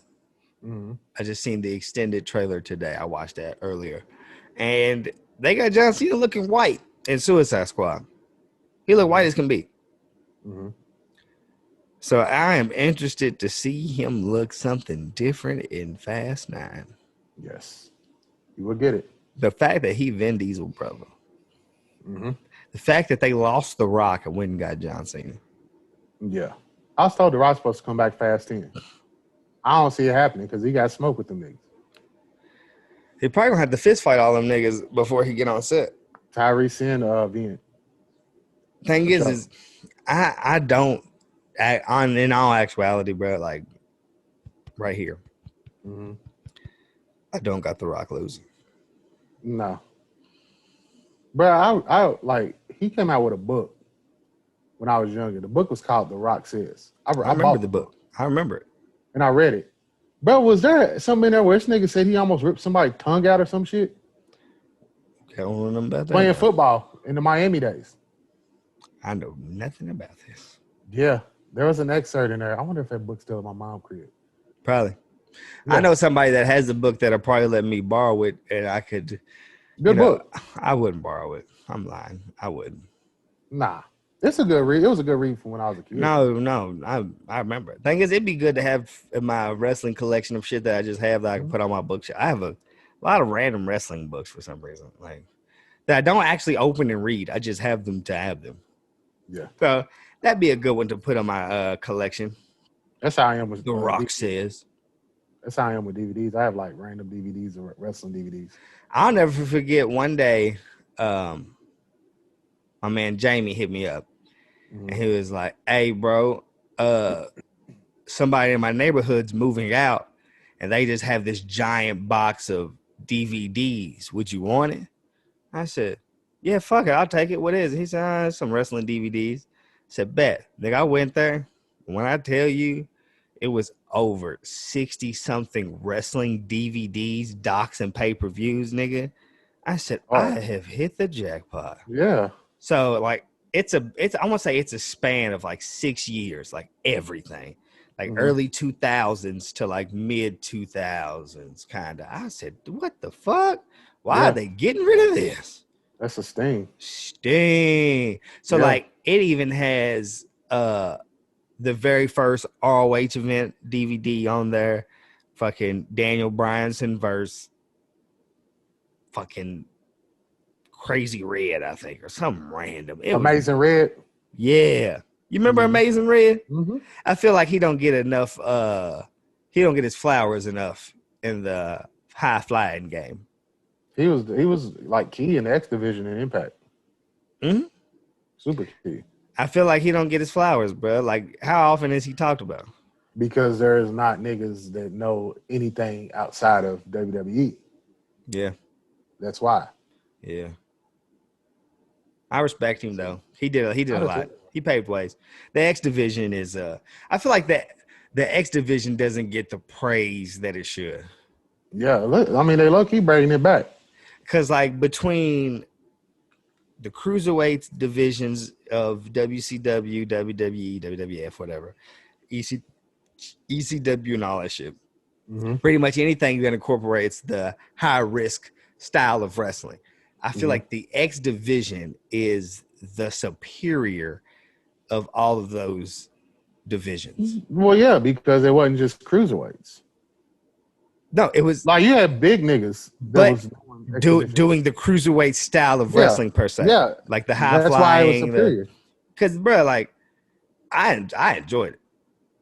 Ah, nigga, the X division is the best division out of all of those. But I also extremely enjoyed the six-sided ring of Yes. Impact. Hmm. Were you a So did fan I. of it? Hmm. I felt like it was different, but it wasn't so different that it was too. Do you know what I mean? It was Like, good for its time. yeah, it added it was a simple aspect that it added was two more sides of the ring, but I felt like it made it a little bit more engaging. It's like, oh, okay, I enjoy this. That was TNA's way of trying to be different from WWE. Man, I enjoy TNA because they've stood the test of time with, like, I don't know, Different ownership. they never was the top, No. but they have been a staple. Bro, how many wrestling promotions you've seen that has started and has went away? Hmm. TNA has had 3 or 4 different owners. They've been on 4 or 5 different TV networks. They're not bringing in a lot of money, but they still giving you that high quality wrestling. And back then, the storylines was just as good as WWE's. Hmm. When AJ Styles and Samoa Joe and Beer Money and the Main Event Mafia, all nigga, they was giving WWE a run for their money, in my Uh-huh. opinion. You got niggas like I feel like niggas like Abyss Mm-hmm. are all, like underappreciated because it's like Absolutely. Abyss was never the top guy in his company per se. Like Mm-hmm. like he was. I don't want to say he like a knockoff Kane, He'll knock off Taker. I'm gonna but tell you like why. Because he he was had definitely a budget version of them type of niggas. yeah, because he was carrying like he wasn't carrying the company, but he was always relied upon like the Undertaker was in WWE. Hmm. So like when they had niggas like that like Mm-hmm. helped them coast through, and it's, that those niggas were like good or a staple and shit because it's amazing how like towards the end of their careers or whatever, WWE has came and been like, hey, you need a job, we could use you. And it's just like, that's interesting. Joseph Park. He do creative, I think. Hmm. Or he's a backstage agent, one or the other. Remember he was working with AJ for a second? Mm-hmm. That shit didn't last. No.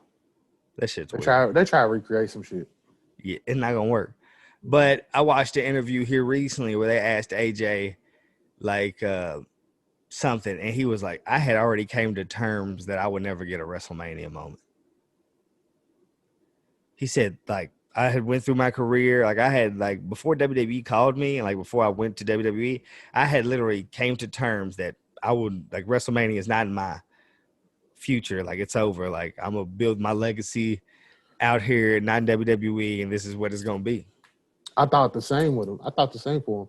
Which to me, AJ Styles has been one of my favorite wrestlers since like early TNA days. Mm-hmm. So I was along for that ride too. Like, bro, when you gonna jump? When you gonna jump to WWE? And there was always the notion that he was too small. And then once he went to New Japan, he wanted the bag.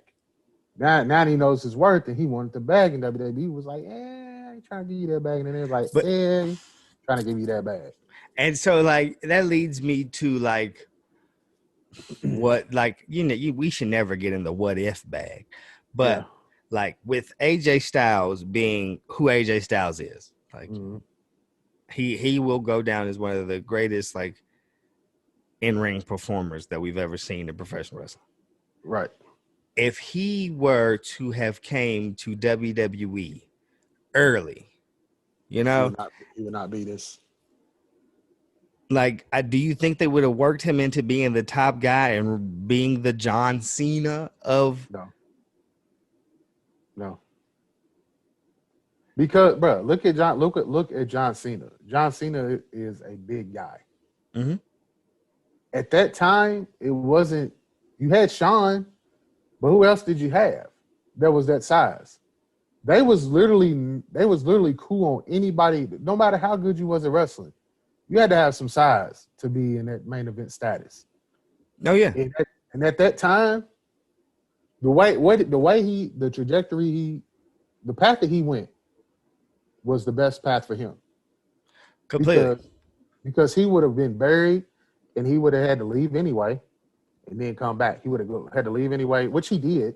They offered him a contract to be like in developmental, and he was like, I'm not moving to fucking Louisville or Ohio, one or the other. I think he had a kid pregnant or was pregnant with a kid, pregnant or whatever. And that's when he went to TNA. So he was offered a contract with WWE, but he was like, nah, I ain't going developmental.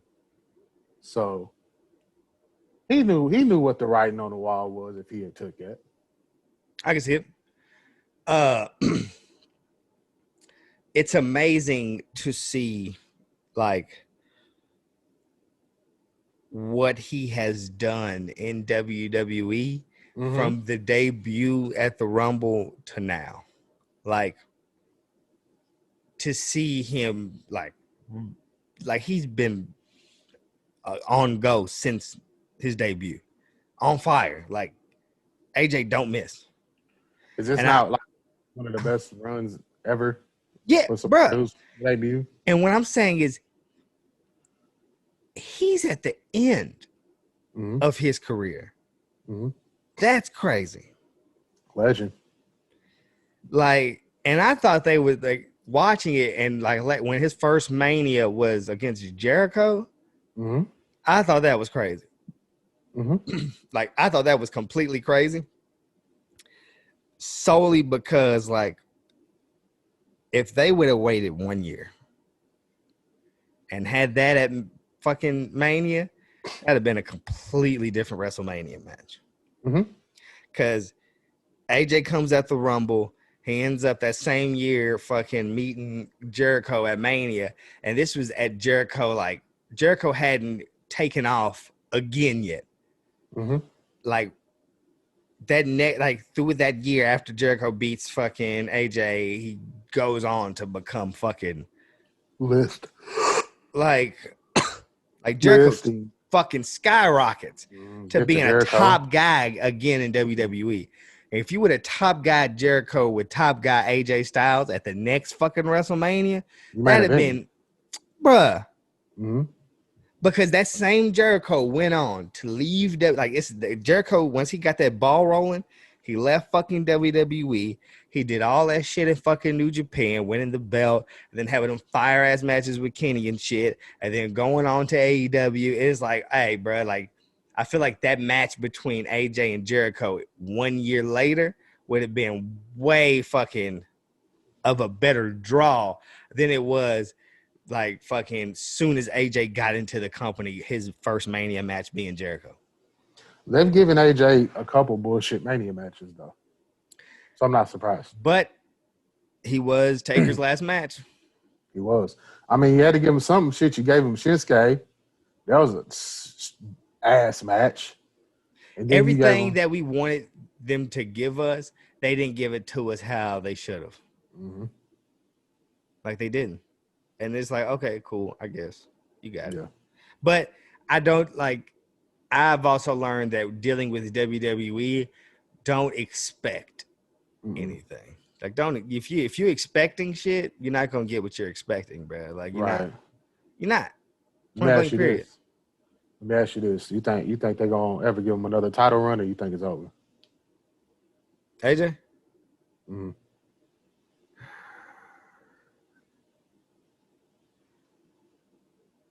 Personally, I think it's over. Would I love to see them give him another title run? Yes. I would love to see them give him another title run as a face on SmackDown. Not beating Roman. Maybe Roman going to Raw. Maybe beating Lashley. Not right now, but give Lashley the belt for a while. And when it's time for him to drop it, had a Universal Championship on SmackDown, which they'll never do, because Roman's the draw and SmackDown's on Fox. But put Lashley on SmackDown. AJ, give him a singles run, turn him face, because he fucking built SmackDown. There was a while he was running that shit. Put him back on SmackDown. Give him one last run, because I don't think he got many more years left in him. No. He said his last contract he signed with WWE is going to be his last contract. He's retired. Yep. He's done. So. AJ Styles is one of the few superstars in WWE I feel like could have a 6 to 8 month championship reign where none of the feuds would disappoint. Yeah, he already had one, I believe. But like I'm saying, like so, like where everybody else, they're trying to do these long reigns, like so people can have multiple feuds. The feuds don't really pan out or play out very well. You know what I mean? Mm-mm. Like Drew couldn't really do it. Bobby can't really do it. You know what I mean? Mm-hmm. There's not many niggas they have on their roster who have the in-ring ability and the mic skills to feud with several different individuals. Yeah. Because like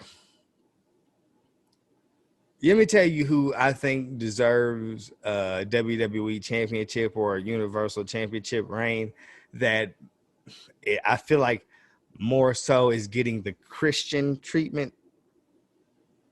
Cesaro? Sami Zayn. Interesting. I feel like Sami Zayn is an amazing champion. He can be. I don't like him with this gimmick, though. But yeah, fuck this current gimmick. Like I'm not mad at it, but I mean, I ain't happy with it. It's cool. Mm-hmm. It's cool. Like, cause like the conspiracy theory thing was kind of like it was interesting, but it's like will this be able to? Could you hold this for a while now? Right. Like, Right. But Sami Zayn is good on the mic. Sami Zayn is good in the ring. Sami Zayn could be a face. Sami Zayn could be a heel. There's not one person I've seen Sami feud with where I'm like, I ain't a fan of this. Like all of the feuds, I'm kind of like, oh, this is interesting. Yeah. They got to stop giving us him and Kevin Owens, though. Fight forever. I see. They mean it. I see. You don't want them to fight forever? Not every 2 or 3 months. Fight forever. Kevin Owens is another guy I feel like could like if the new thing is long reigns, Kevin Owens is a good one for a belt. Sami Zayn is a good one for a belt. Seth Rollins is a good one for a belt. AJ Styles is a good one for a belt. Those are niggas who like I feel like can have long title reigns and not make the title be boring.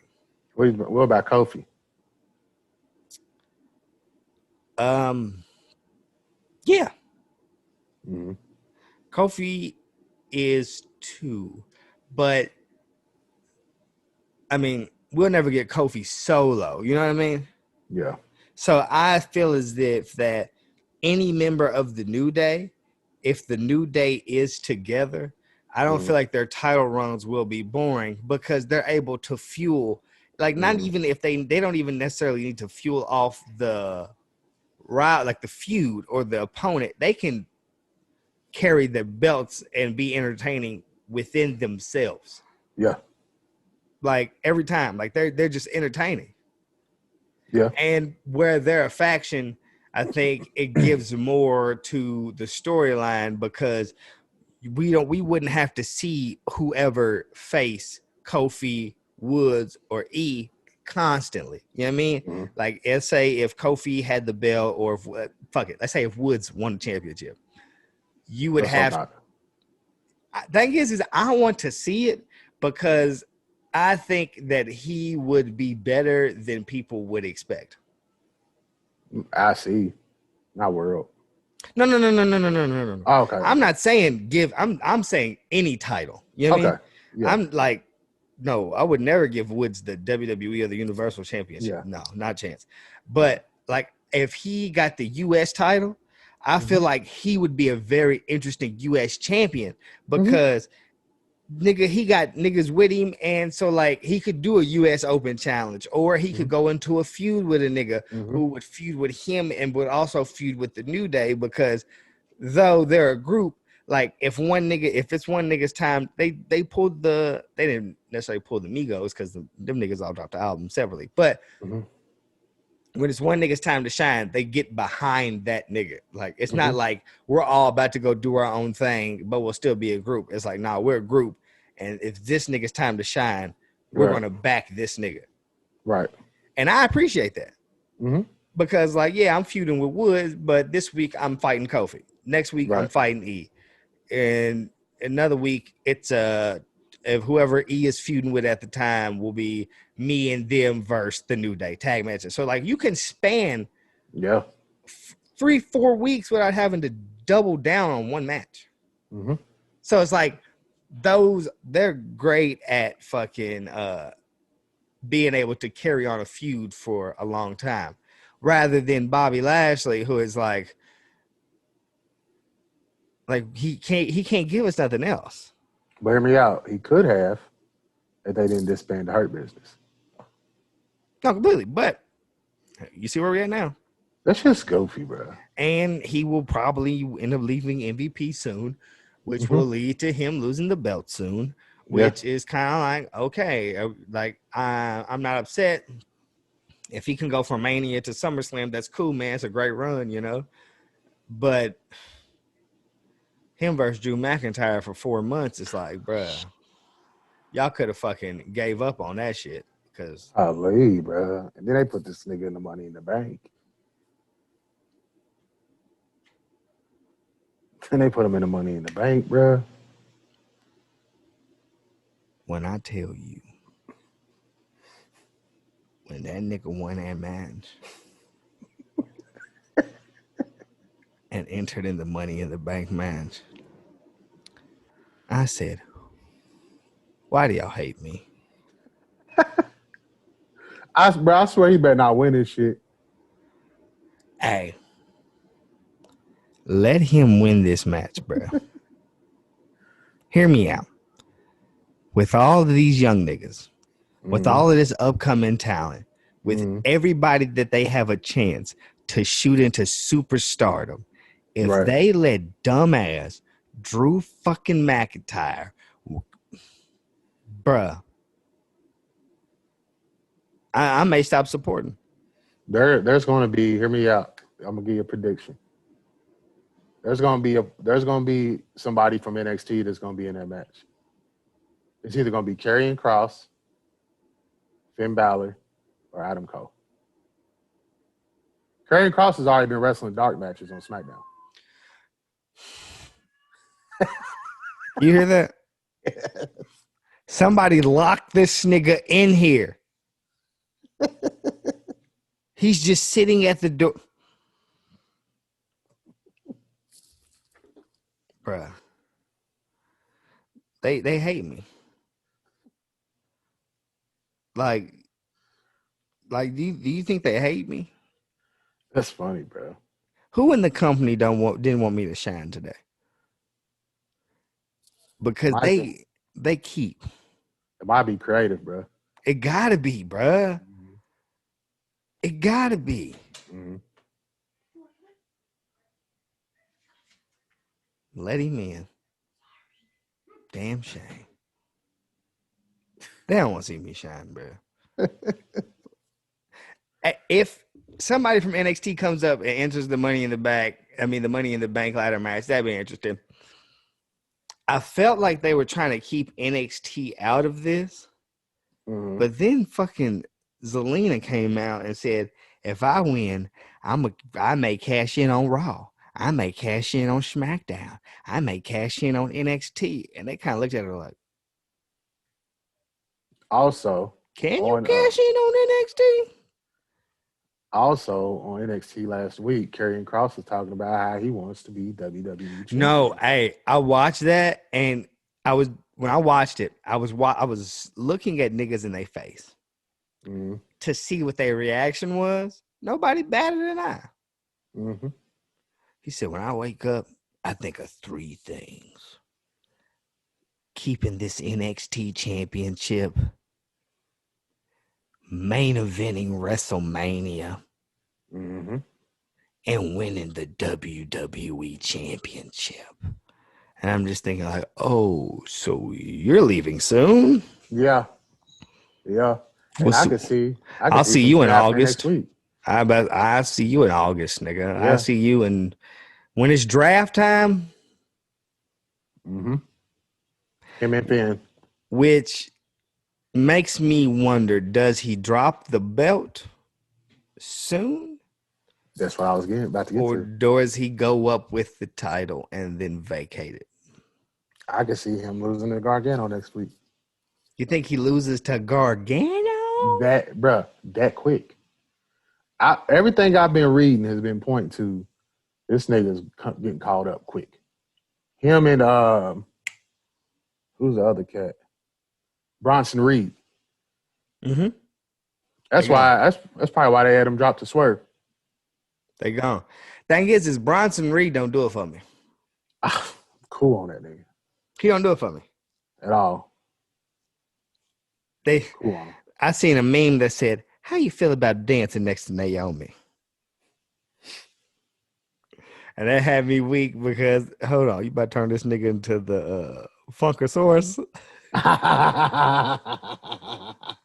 He could be the Funkasaurus, bro. Hey, bro, remember the Funkasaurus with the fucking dactyls, bro? You know, bro got like a job on Fox News right now. Do he? Yes. He wrestles at NWA. Does he? Yep. They got a whole bunch of random niggas. I was like surprised. They got JTG. JTG's there too.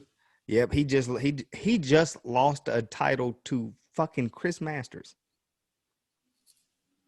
I gotta check out NWA, bro. Please do. I gotta check that out. Hey, they have a lot of random niggas. I rocks with a lot of random niggas that you like. I wouldn't even thought you still wrestled, bro.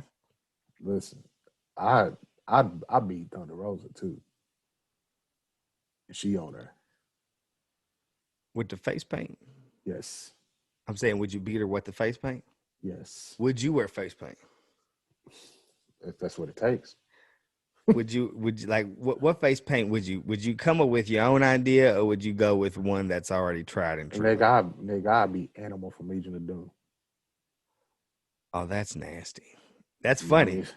She got the hog shit. I hear you, bro. Yeah. But we hairstyle with it. I could pull it off.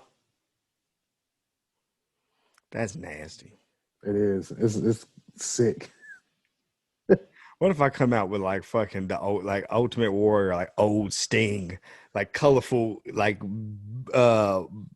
blonde hair, fucking, you know what I mean? Bleach blonde little box. Nigga, I got the colorful fucking orange and baby blue joint. My nigga Sting kicks. I'm in there with the orange and blue joint and a Knicks jersey. Nigga, that's a nasty combo. Or a Mets jersey. So you gonna wear the face paint with a jersey? Mm-hmm.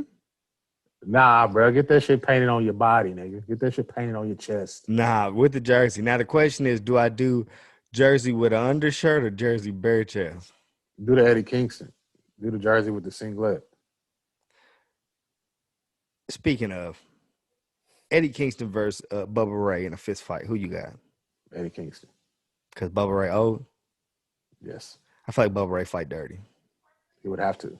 He'd hit that nigga with a chain. The thing is, though, Eddie Kingston might not be fighting. No, he might not. He might let that Mac fly. No, he might. Yeah. I don't know, bro. He wear a couple. I don't trust no nigga that wear a few rosaries. I don't trust a nigga who wear a few rosaries and wear their hat the way he does.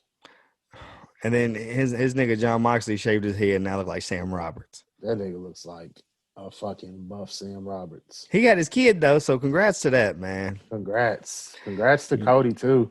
Cody had and his Brandy. kid, yes. Congrats to that. Yeah, man. They having babies over at A-Dub.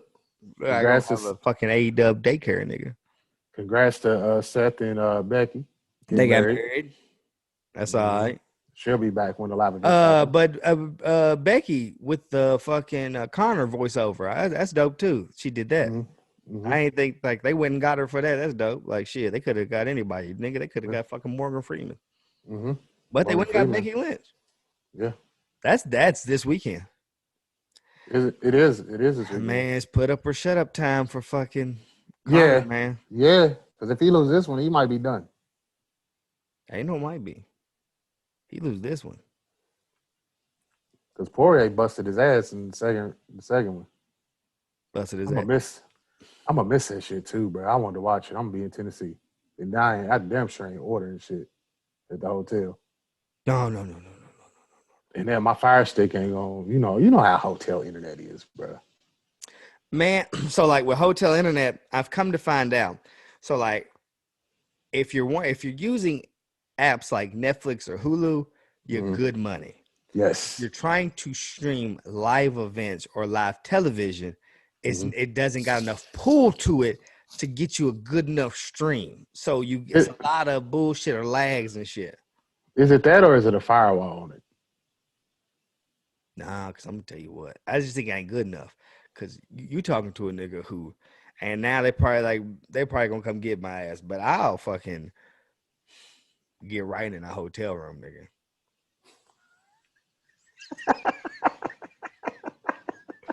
Hey, I've been in a hotel room and I've unscrewed the back of TVs off and boop boop, unconnected some shit, boop boop, like the whole nine, nigga, being there, like watching whatever.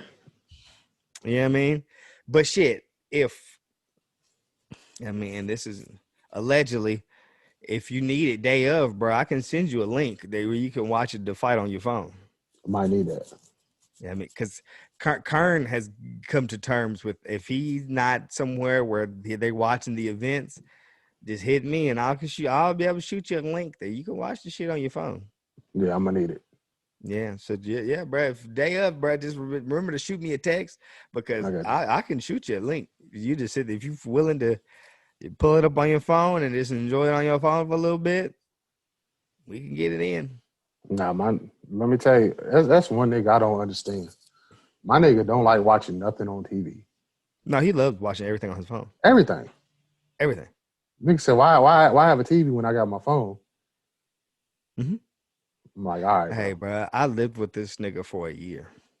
And when I tell you, I watched that nigga watch a lot of shit on his phone. Mm-hmm. Like I walk in there to his room and he just laying on his side, holding the phone up, watching the TV series or movie or something. And I said, okay.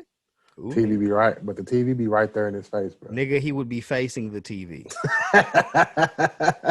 I know. Watching it on his phone. I don't get it. You don't get it, I don't get it. But I mean, it ain't for us to get. Nope. That's what he's into. Yeah. So my nigga hits me now for the link. So I can definitely shoot you a link for that UFC event. Bet. Yeah, because I got a website where I have so many backup plans. It's sick. No, you know what? When we came over your crib to watch the first ever TNA, AEW pay-per-view, and nigga, the first link wasn't working. So you went to the second link. And it wasn't like some normal shit that I seen on my Fire Stick where I could just go down and press this release. It was like you had some different sites, bro. I said, no, yeah, you gotta have backup, bro. This nigga might be the coldest nigga doing it. You gotta have backups, bro. That's the worst. Worst part is like I use shit that I pay for, like that there's a paywall for. That's like my first initial, like, this is supposed to be guaranteed. I've thrown my money. Right. I should be able to watch this. Right. But in case some fuckery does happen, I will find another way to watch some shit because you got to. Yeah. But I was the same nigga in 2011, 2012. Nigga, I'm at a house party watching pay-per-view boxing on a laptop that I've brought. Why'd you even go to the house party? Nah, but you know what? But you always been that nigga though. Because I remember at this nigga Ellie's album release party, bro, when we was downtown. What pay-per-view was it? Because they had it on the TV for a little bit. Was it SummerSlam? It was Brock was fighting somebody, bro. I know he ended up losing. We was at like a bar or something. We was at a bar. It was had it on the screen, but then it was like, all right, we got to cut that off. Yeah. You put that bitch right up on your phone. Hey, put your AirPods in, nigga. Nigga, we went to Louisville, I want to say, for a performance during WrestleMania. We had a performance on WrestleMania, nigga. And we're on stage rapping, and I got fucking Undertaker versus Shane McMahon on the phone watching it while we're performing, bro. Big times, my nigga. But it is what, like, it is, bro. It is what it is. Like, I understand that I can watch it after the fact, but in today's day and age, bro, like where everything is social media driven, they don't even give you a chance to miss it. Like, if you miss an event or a live anything, like, you have to stay off of social media. You have to, or it's ruined for you. Like, if you are somebody who likes to be surprised while watching your event, bruh, like, you have to completely not look at your phone, or it will be. And I've had to have conversations with certain individuals who text me, and it's like, bro, I love that when you watch wrestling or you watch a sporting event or anything, that it brings me across your mind and you want to have the conversation with me. That's completely cool. But don't text me fucking results because I may not be watching. Nah, I'll hit you and be like, are you watching this? And then, bruh, and that's bruh, and you know what I mean? But I've had people who would just text me, no context, no conversation previously, would just be like, oh my God, I can't believe Brock Lesnar just beat The Undertaker. And it's just like, bro, hey, bro, I'd be so fucking pissed, especially off something like that. I've had it. And then tried to have the conversation with people where it's like, hey, I like no hard feelings or nothing, but please don't continue to do this because I don't necessarily, at this point in my life, I didn't have the way I was doing shit. I would be busy at night. Like, I'm doing everything that I had to do at night. So I would catch wrestling either in the morning or later, like once it was time to settle down, like at night. And motherfuckers would text me results. Nah, you know what? My nigga Dez do that to me. And that's a nasty move, bro. Because like, you don't know what I'm doing. You like, so like, at least give a heads up so I can be like, oh, whoa, I ain't watching right now. Like, give me a simple hey, you know. We could lead into the conversation at that point. But when I tell you that this motherfucker was just leading with results, no hays, no highs, no, hey, bro, you watching right now? No, I can't, like, not even like, I can't believe what just happened. So I can be like, oh, I ain't watching it. Don't tell me yet. Like, none of that. It's just like, oh my God. Bro, my nigga will be like, Oscar, question mark. And it'll be like the Royal Rumble. I'm like, hey, my nigga, I ain't got there yet. Give me a chance. Let me see who's been eliminated, bro. I ain't got there yet. bruh. And oh man, so everybody that was doing that to me, I had a conversation with them to be like, "Can you please not do that to me?" And certain people took offense to it for some random reason, but I gotta It's, protect me, man. got to. I gotta protect me. Got to. I mean, They don't know. they don't hit me up no more. So I mean, tough titties, but That's sick though. Because a nigga don't want to know about something that they watch religiously, and they're not watching it at that time. They don't want to know the results, or doesn't want them spoiled for them. You feel away? they did. And No, I don't. I, I am not. I can't be the person to tell somebody that they can't feel a certain way. Feel how you want to feel. Just respect me in the process. Here's the thing: you can't, and I can't. But when it comes to me, I can tell you to keep that fucking energy away from me. No, you don't go completely. Period. I don't have to accept it at all. Yeah. I'm not going to tell you how you should act, but I can also tell you that I don't have to accept anything. Because in that type of situation, our thought process should be the same. Yeah. Because if you was watching it and I sent you some shit, what's the point of you watching it after I tell you what happens? Mm-hmm. And that's why I stay away from the dirt sheets. So like I personally stay away from the dirt sheets because like one thing that I really love about wrestling is that I personally have no clue what's going to happen. Though I watch it a lot and I can draw conclusions from my a common sense or like patterns of wrestling can lead me to draw conclusions. But a lot of the times I'm still not correct. Like I can be like, oh, I seen this coming, this, that, and the third. Some shit just spills out. So like you can like have knowledge of it. But I don't personally go in and look to be like, all right, who's going to win this match? Who's going to be a surprise? Who's like, because like I still like to be surprised because that's the entertaining part of it.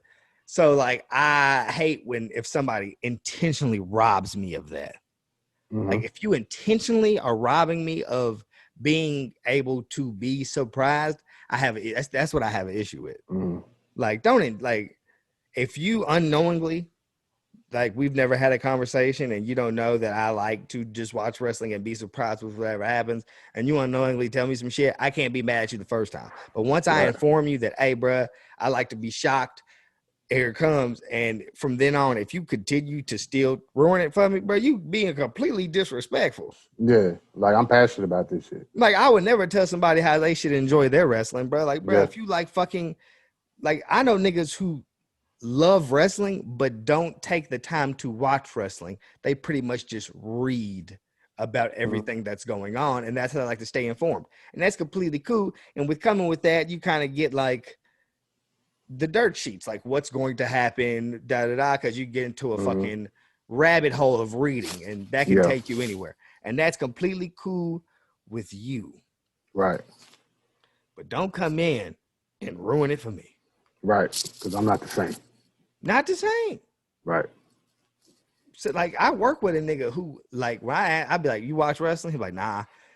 Like he never watches weekly wrestling and he only catches some pay-per-views, but he reads every day articles, this, that, and the third, interviews. Like he is fully immersed in the wrestling. He just doesn't physically watch it. So he'll be like, yeah, man, these are gonna be the matches on SmackDown tonight.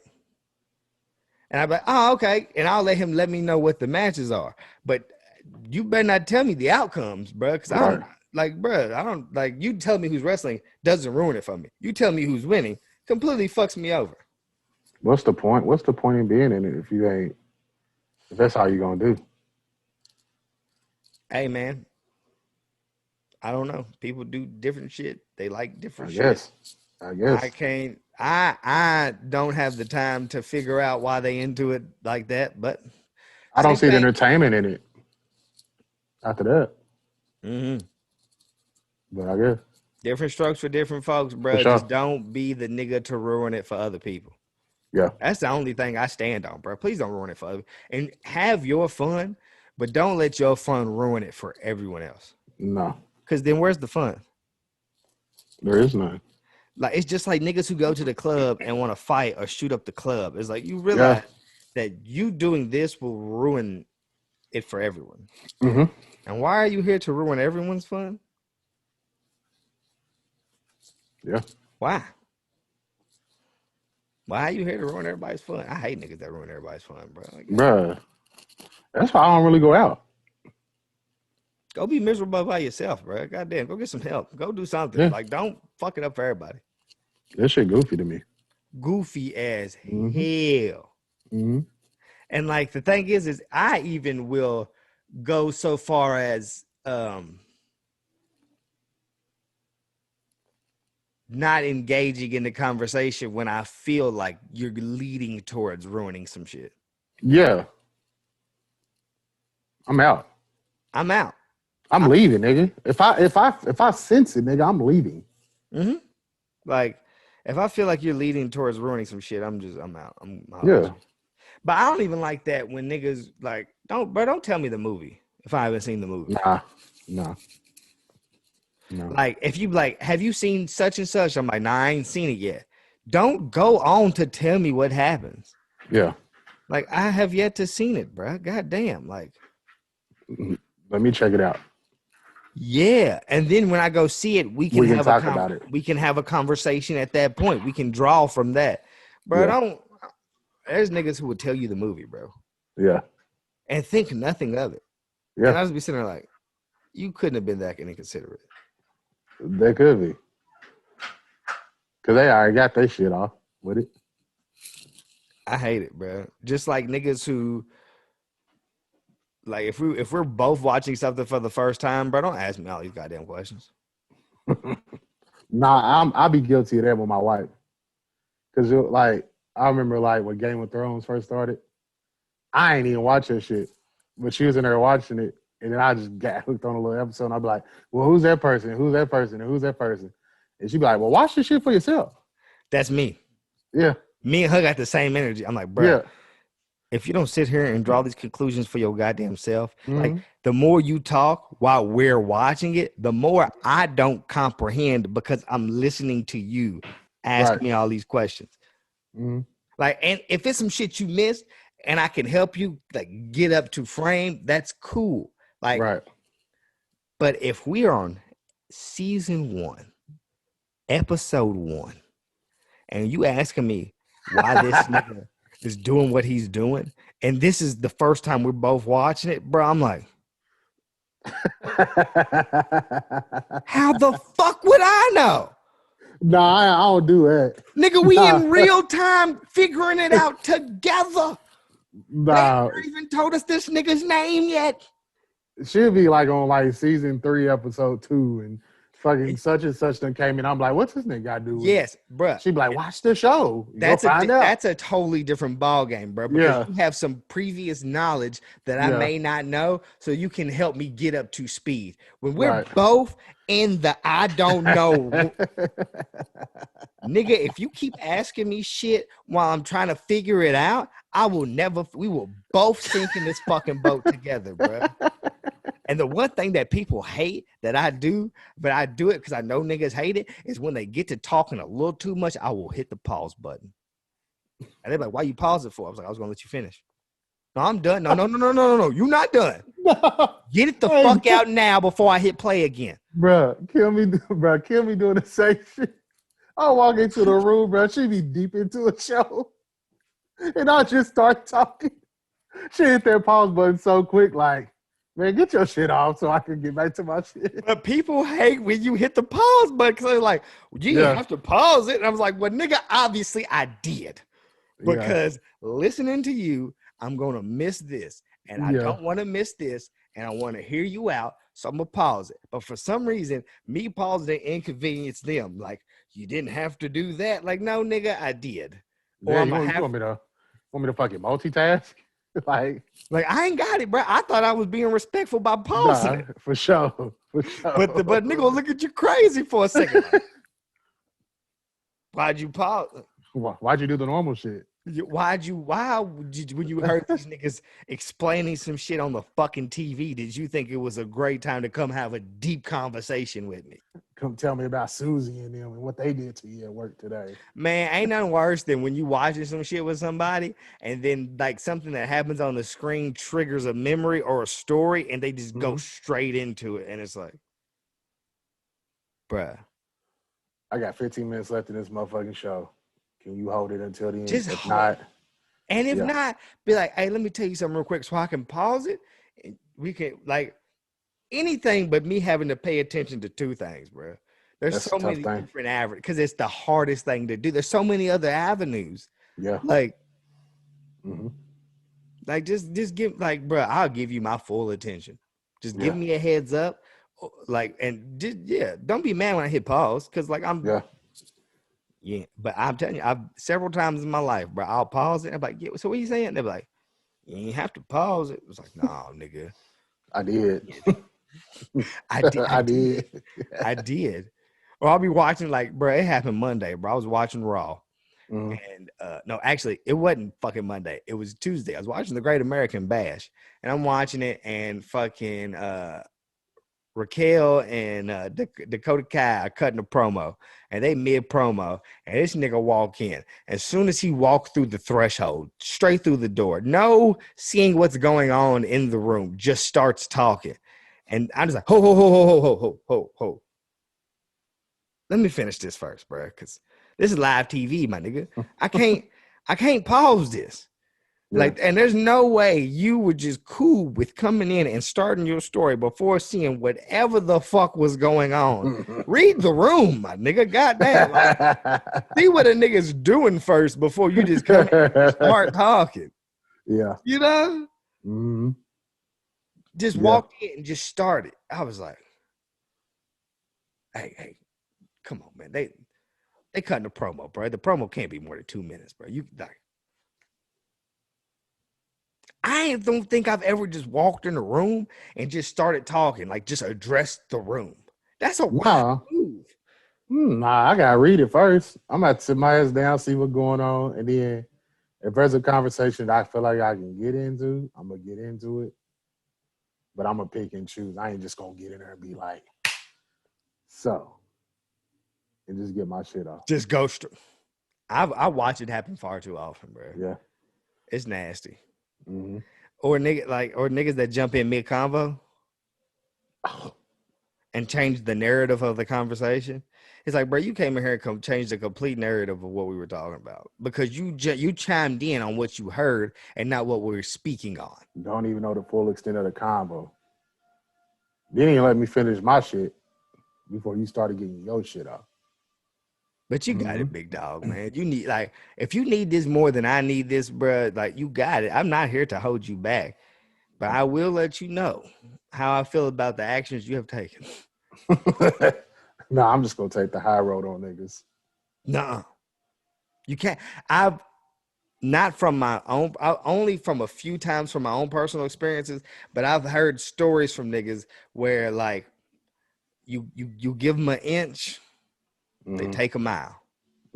I personally have had friends in my life who have been street pharmacists. And they've given me, I don't know if you've ever encountered street pharmacist stories, but they're interesting stories. And they'll let you know niggas with certain like addictive mindsets or shit, they move a lot differently than regular other niggas.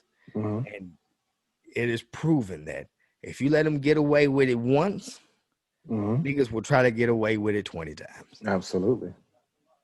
And it will get more and more far-fetched or ridiculous the more you allow it to go. So I've come to realize that if you nip it early bird, we ain't got to get to the point where I'm just like, ain't no goddamn way, bro. Ain't like, you ain't got to get there. Like if I'm just like, hey, big dog, you know, how about you not come and just jump into the conversation, you know? Like, yeah, let us finish and then we can, if we see that we can incorporate you or fill you in on what we're talking about, we'll do so when it's convenient. right. you coming in and fucking everything up just fucks everything up. It's like you coming in when somebody's halfway through a movie.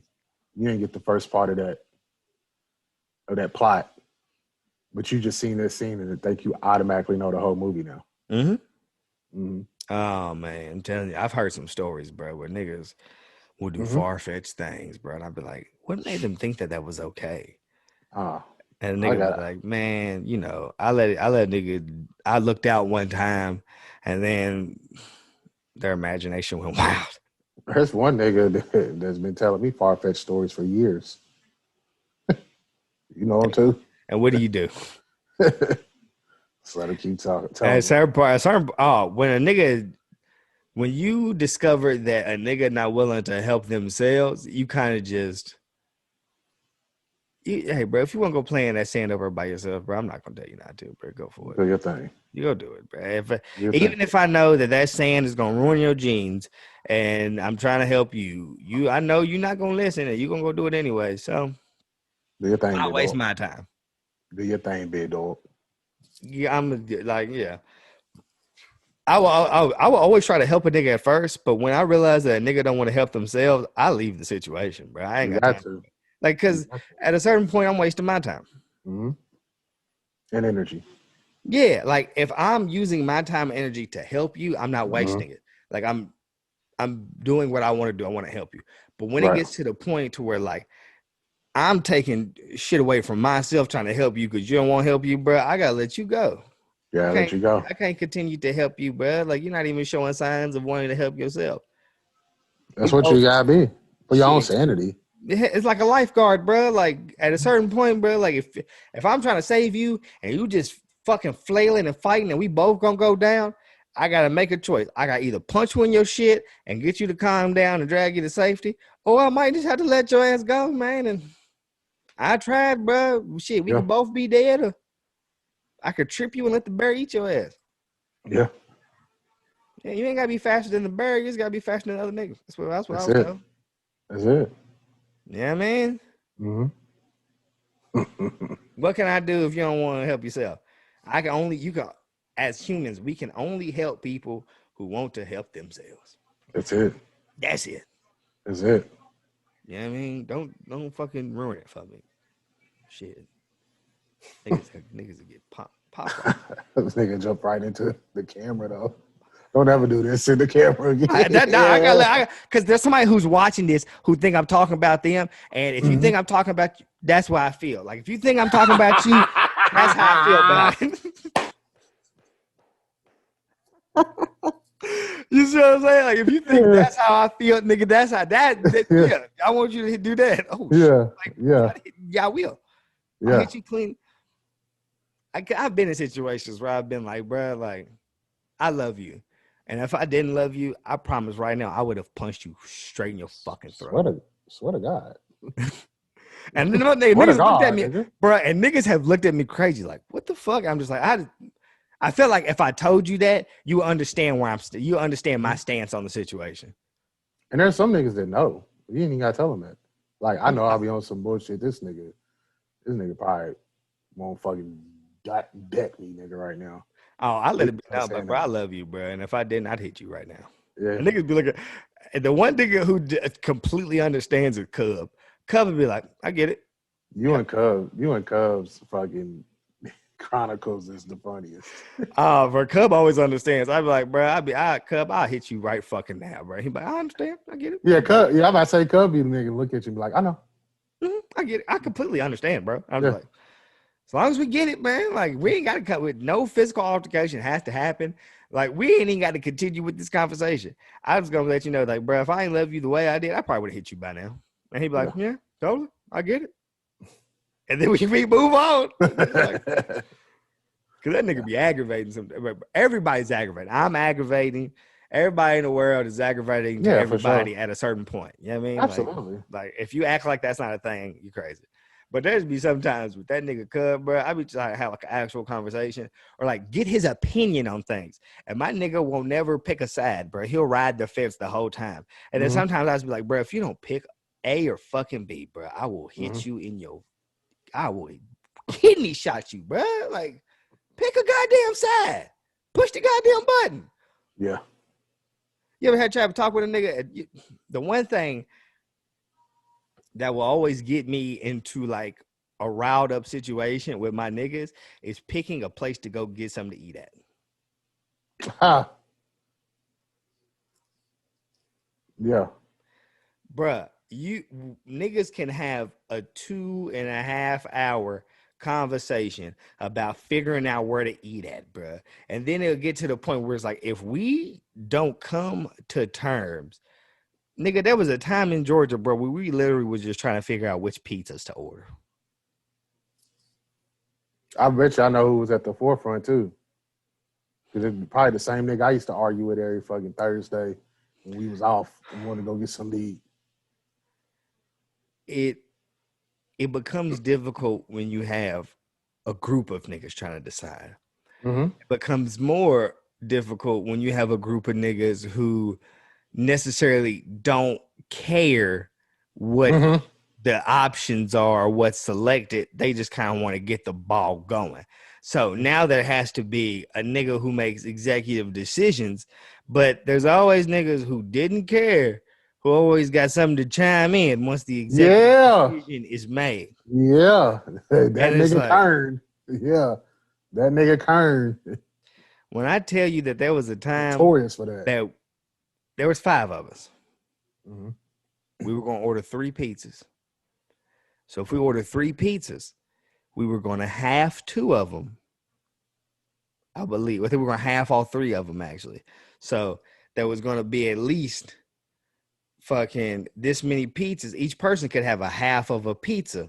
Right. The way it broke down. And then there was going to be an extra half of maybe something plain. Like if there was just like a plain cheese. We ordered the pizza, bruh. 2 of the pizzas came correct. Mm-hmm. 1 of the pizzas didn't. And it was interesting that the one pizza that didn't come the way it was supposed to was the nigga who ordered the pizzas.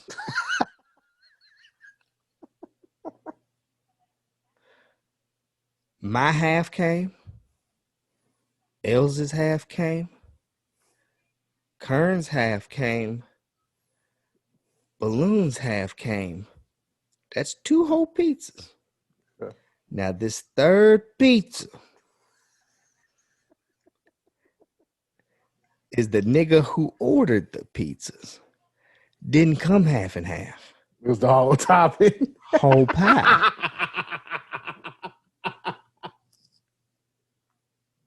Oh shit. And we like, ho. Why is this a whole pie? Everybody was only supposed to get a half per se, and then you know what I mean? Yeah. You got a whole pie of shit that everybody don't want. Right. Shit that only you want. Interesting. Why'd you order it that way, bruh? Their mistake. They had to do it. And we like, they only made the mistake on the one pizza for the one nigga who ordered the pizzas. Let us see the receipt. Can't find the receipt. Not there. Bruh, we in COVID, my nigga. Everything's digital. You didn't go get a printed receipt. They sent that bitch to your email. It's in your email. It's in your order. Like there's so many fucking digital copies of we can see what you ordered. Show us. Can't find it. It's all gone. We don't know. I don't know where it's at. Interesting. Very interesting. You think that's interesting? It's absolutely interesting. We gave it's funny as shit. Els and Kern wasn't going to work at this point. They had just been sitting at home, bro. Mm-hmm. When I tell you they had time, they had time. They ridiculed Cub about that fucking pizza to the point where that nigga broke. He snapped. Went crazy. I ordered the fucking pizzas right, I swear. Like everybody's like, all right, bro, whatever you say, bro. Like, you got it. And he just lost it. Couldn't take it. Went crazy, bro. And swear it was fucking what Marcos. He swear Marcos fucked up that order, bro. Never showed us proof that Marcos fucked up that order. He That's ate that funny. whole he ate that whole pizza. That's funny. Solo. I heard a whole bunch of stories in Atlanta, bro. And then ate a order of cheesy bread with it. Oh no, that's when my dog was reckless with his eating. Yep. Reckless. We Yeah. never seen a nigga eat a whole pizza and order cheese sticks in my life. Nah, that's sick. That's super sick. Yeah. But it was a reoccurring thing, bro. When I tell you, on my birthday, this nigga showed up with a birthday cake. I don't eat chocolate.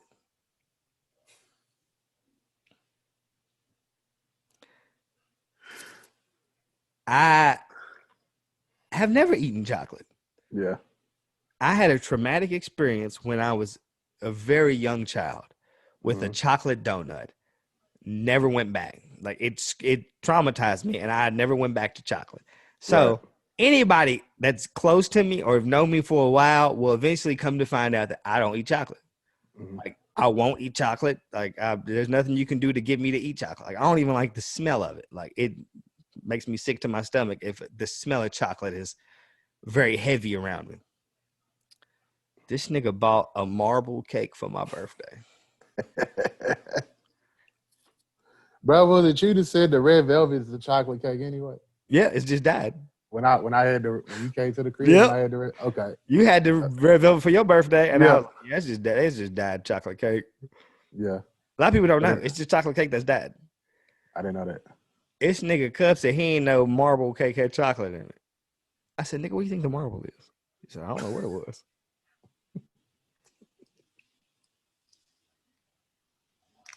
Bruh, he ate the whole birthday cake. That's sick. Bro, that's sick. Nigga, they put candles in it. I blew out the cake, and then Cub ate the whole cake. That's wild. Wild as fuck. Nah, that's super wild. Nigga wasn't even cutting it into slices. He was just eating it with a fork. Atlanta was turning my nigga into some crazy shit, bro. Man, it was crazy, bro. Like I wish, and to tie it all back into wrestling, so we can like start getting up through. At one point, when he was starting to get to the point where it warmed up and niggas was outside and allowed to like go places, my nigga attempted to start working out. So very positive thing. But on his way, because we was living next to a park that had a giant fucking trail. Like I know this story. And that nigga fell. And hurt his ankle. And fucked his ankle up.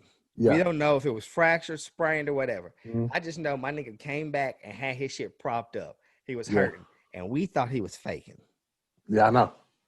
So everybody was like, man, this nigga's faking, bro. Like, he just don't really want to go work out. He's making an excuse so he ain't gonna give a shit. So he's laying there on the bed with his leg propped up because his ankle's on fire. And I got a way to figure out if this nigga's fucking faking it or not. They said, what? I said, just wait. I catch him while he's laying there relaxing with his leg propped. I yell out, heat check. Everybody's like, what? They look at me, and I super kick this nigga his bad.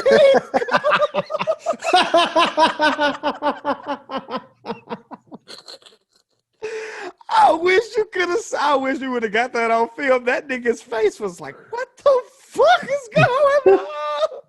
He looked like a nigga dumped some ice on him in his sleep, and everybody lost. But the funnier part is that nigga had PTSD. You could just yell out heat check, and he'd instantly be like hold on.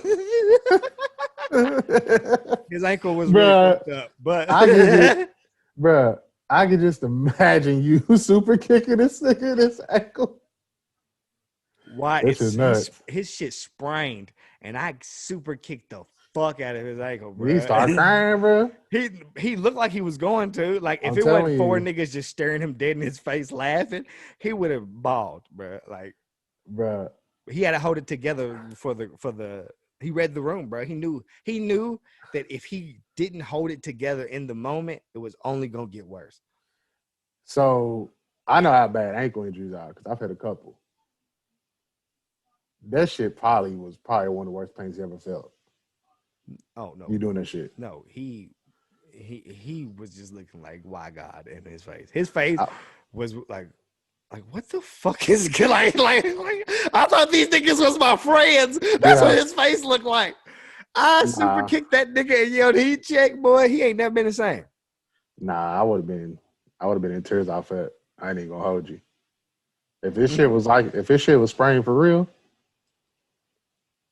ain't no feeling like it. Nope. COVID. Hey, bro, you a wild nigga. Hey, just he checking, super kicking nigga in his ankle. When he's saying he got a bad ankle, some wild ass shit to do. Because we've been sitting there deliberating for a whole day whether my nigga been faking it or not. Yeah. So like that's that like if we didn't feel like he was faking it, he might not have got super kicked. Right. His limp didn't look legit, bro. Yeah. But after the fact, when you sit down and think about it, Cub kind of an uncoordinated nigga, bro. He don't necessarily do like he not like his body a little too big for him. You know what I mean? Like he tall. He don't necessarily he one of them like taller niggas who don't necessarily know how to like use their body. Like around, if Cub was fucking 5'10", he'd probably be Jack be nimble, Jack be quick, jab jump over the fucking candlestick. Right. But the nigga 6'5" and ain't necessarily came to terms with being 6'5". So he ain't know how to limp right. His limping seemed like, nigga, you might be faking. Found out he wasn't. Nigga found out. Oh, he found out. Yeah. He think is, and I don't even think he think it's funny. Nah, he ain't gonna think that's funny. That's one of the funniest things in the world. Nah, it is to the nigga who ain't getting super kicked in the ankle when they got a bad ankle. But you lock 5 niggas in a house for several months. Like, bruh, the real world, I get it now.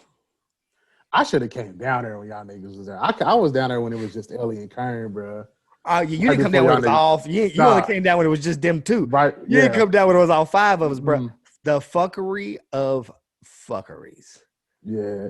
It was could like you right imagine, when the bro? Could you imagine? Yeah, but you was pre-COVID. Yeah. Hey, when we got locked in that bitch for months, just 5 niggas locked in a house. I heard the stories, bro. I got a separate chat with just them 2 niggas. Crazy. So I was hearing all the stories, bro. Crazy. I know about the Kroger trip with Cub and everything. I know about all that, bro. Man, I couldn't believe it, bro. Yeah. I couldn't believe we got into that. Nah, after good times, though. Y'all ain't gonna forget that shit. No, hell no. Hey, anytime it's been the group that it's been and we go do shit together, bro, every time it never fails. Yeah. Some crazy gonna happen, and there's no way to truly explain it other than to get weak and laugh that something crazy happened. Yeah. Facts. So, who the fuck could be calling me from Los Angeles? But I got this shit on my phone where it just blocks all unknown numbers. Man, okay, so I had that on my phone, but it would block the calls from my bank. Yeah. And I'm glad I turned that off because I got hit with some fraudulent charges like a month ago, and it fucked my world up for like 2 weeks. So luckily that worked, but I realized that it was blocking my bank calls because they go like it would block the call, but it would send them to voicemail, and they would leave a voicemail, and you never guess what they were calling about, bro. Right. Hey, we see some charges on here that are suspicious. Let's go through it. Did you spend $25.68 at Kroger today? I'm like, yes. It was like, all right, 2 days ago, did you spend this much money at the Dollar Tree? I'm like, yes. And like, all right, here's the last one. Did you spend $12.99 on a fans only? And I was like, yeah, that was me. Okay. All right, we're just checking now. I'm just like, so did you niggas call to ask solely about the OnlyFans? Yeah. Is that was the whole conversation? Because you could have led with that, and I could have said, that was me. And it I could have got the ended the whole. I got the card, bro. You ain't got to read off 6 charges that I've had in the Yeah, last 2 weeks to find out if I was spending money on OnlyFans. It was me. that's funny as shit. It was I. That's Yep. comedy. I'm supporting somebody. You know what I mean? I'm Yeah, helping somebody out. yeah. But I also am a nigga who will cancel my subscription if I feel like I'm not getting my money's worth. Oh, for sure, nigga. You better. You better. No, you think I won't? Nah, nigga, you better. Shit. And I'm the kind of nigga that I buy it on sale. And if it's not on sale next month, I cancel it. And if you bring it back on sale, I'll be back. I'll be That's back. bro. That's for anything. I'll be back. If it's $3 for the next 31 days, I'm here. But Yeah, when that deal go off and it's 15, I'm not okay. I ain't got 15 for you. right. But Take if his you 3. ever decide to run that sale again, just call my name. Man. I'll be there. I don't give a fuck. I might not got 20 for you, but I got this 5. For sure. Take his 5. And you better be putting something in your ass too. This nigga is off safety. Hey, look, if I pay $10, you better put something in your ass. That's how I feel about my money. I don't know about anybody else. Nah, I Thing mean, is I don't even know if anybody else be paying for OnlyFans. I might be the only nigga I know that pays for OnlyFans. I know some niggas. And I don't even like my list of OnlyFans people ain't even long either. I keep about 2-3 in the tuck at a time. I keep a slight roto, but it ain't gonna be the same 2-3 people the whole time. Like, you know what I mean? I may double back on some chicks. I may not double back on some chicks, but I keep a good. Let me tell you the crazy thing right now is on my OnlyFans, I am following a nigga that dresses up in a clown fit and fucks chicks. Where'd you find that at, bro? On my Twitter, I followed a couple adult pages, bruh, and I don't know if this is the new how the algorithm works and how they do shit now, but I feel like I get on Twitter and I'm scrolling next videos, so it ain't nothing but butt ass naked shit. So like I'll click some shit, I'm like this is interesting, so I click some shit. It was a thick white joint, and then I was scrolling, and this shit was fucking a clown, and I said, interested. So I clicked on the clown shit, and I said, okay, so this is a nigga in the clown suit that just fucks people. Interested. I seen he had an OnlyFans. It was on sale for $3. But until the end of the week, I said, I got $3 to watch a nigga in a clown suit fuck some bitches. So I clicked on it. And it's a nigga in a clown suit fucking bitches. I got exactly what I was looking for, bruh. Like, and it's just funny because, like, imagine if it was Doink the clown fucking bitches. How funny that would have been. That'd been sick. But yeah, this has been a tangent. This means nothing. People are probably gonna be like, he been watching somebody in a clown suit. Yes, I have. Here I am. What can I do? This has been an interesting. This ain't even this hasn't even been too much about wrestling. But we done told niggas it's gonna be more about it. Completely. Shit, Yeah. but it's almost 9. We could get out of here. I've been trying to keep up with what's going on, and I haven't really kept up with what's going on. There's a lot going on. I mean, I could say a fuck you. No, I gotta fuck you completely. But I couldn't tell you where everything's going on because like I haven't been because of this fuck you though.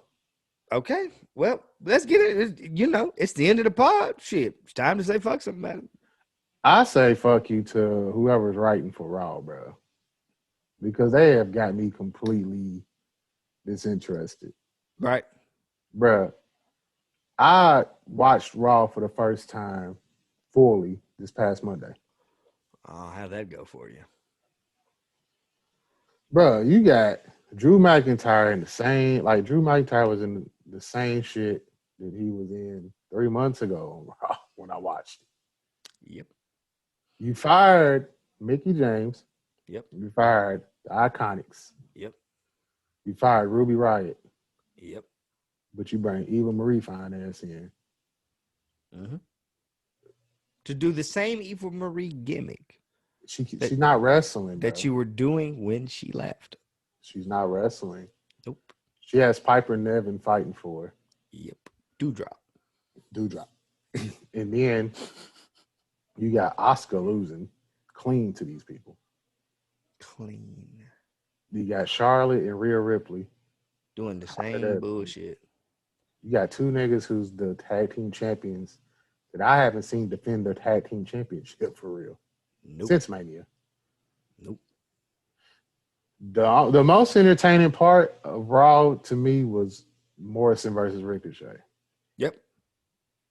So whoever's writing, fuck them. Mm-hmm. Because y'all are slowly but surely losing me on Raw. Mm-hmm. And the only reason why you got me on SmackDown is because of the head. Yep. And AEW is starting to get more and more interesting to me. Okay. Hey, the only issue I have with AEW is that they need to sit everybody in that fucking locker room down. Commentators, suit wrestlers, anybody that has to touch a microphone, and give them a fucking 3-week promo class. Yeah. They need to learn how to talk on the mic on television. And they got to figure out something with JR too. Because I don't know if you caught it last week. Oh, the WWE Dynamite? Yeah. Get that nigga out of here. But I've been saying get JR out of here since they got JR in there. Like, bruh, he's outdated. He doesn't, like, it's time. Yeah. But yeah, that's what I got. And to piggyback off your fuck you, I'm going to jump in and I want to say fuck you to the Raw creative and writing team, but also a fuck you to the fans that got that woman fired. Because they hated the fact that WWE hired a writer that wasn't informed on wrestling. So they got that good woman fired because she didn't personally have that much information on wrestling when being hired. When they didn't care as a company that she didn't have that much information and hired her. So why do the fans care so much that they gave so much backlash that that woman had to get fired? Like, that doesn't change the hiring practices of WWE. That doesn't change the writing practices of WWE. They will continue to do what they're currently doing. Y'all just bitched and got a fucking black woman fired for no fucking reason because she said that she wasn't that informed on professional wrestling before getting hired. Like, bruh, do you even know who's writing currently? Right. And if so, if they're the fucking biggest wrestling fans in the world or whatever, wouldn't it be a little bit better than it has been? Like, we don't know what she could have done, like how she could have turned some shit, some ideas she could have given, anything. Maybe it's always good to get a fresh something in, bruh. And niggas hate it so hard that she lost her job. And it's like, for what? We don't know how good she could have been, what she could have contributed, anything. She was a comedy writer. She could have fucking helped build our truth up on some funny shit. She could have did so many different things, but we'll never know because niggas was so upset that she didn't have that much wrestling knowledge or any wrestling knowledge prior to getting the job. But it's like, if it wasn't an issue getting hired, why is it an issue to fans? Right. It doesn't make sense to me. Like, fuck y'all niggas, bro. Because, like, it's people's livelihoods that you niggas is fucking, like, you're still going to your job. You're still doing everything you do in your current life, bro. You bitching and getting this woman fired doesn't affect you at all. But you don't understand what it does affect. Like, you don't give a fuck that it affects her livelihood, what she's going on. This was her job. This was her income. Like, she did nothing wrong. Nothing. She applied for a job. She got hired for the job. They obviously seen something in her, but dumbass fucking fans, wrestling fans who think they know every fucking thing, want to complain to the point that it gets that woman fired. That's fucked up. I agree. So fuck them niggas. Fuck wrestling fans. Bro, and the thing is like, and fuck WWE for listening to niggas and actually firing the woman. Like, well, my thing is, bro, whenever you start working at a job, do you know what that job is every time anyway?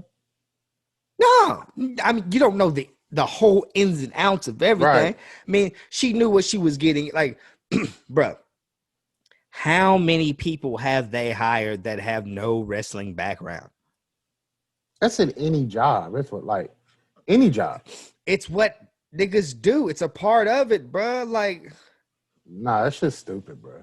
you know how many niggas they put on commentary that have like what? Like, you niggas is crazy, man. What's that nigga's admin Vert? The nigga on Raw? Yeah. I don't know, bro. But it's crazy to think that niggas have such an opinion, bro.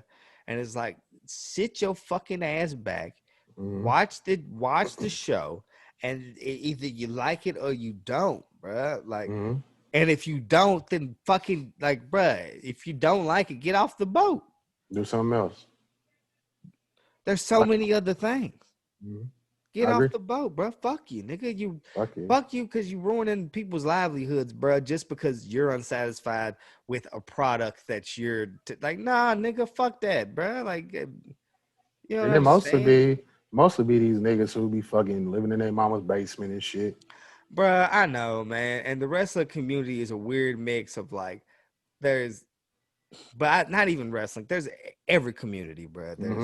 There's the niggas who are fucking hiding behind a screen that got the biggest fucking voices, man. And they don't understand because they don't go outside and really be in the real world how much that shit affects shit for real. But if they ever came across some shit where they affect some shit and then had to deal with it in the real world, they wouldn't be ready. It'd be an uproar. Like, oh my God, I can't believe this. Like, yeah, nigga, there's real consequences to shit. Right. You get hit in the fucking throat, bro.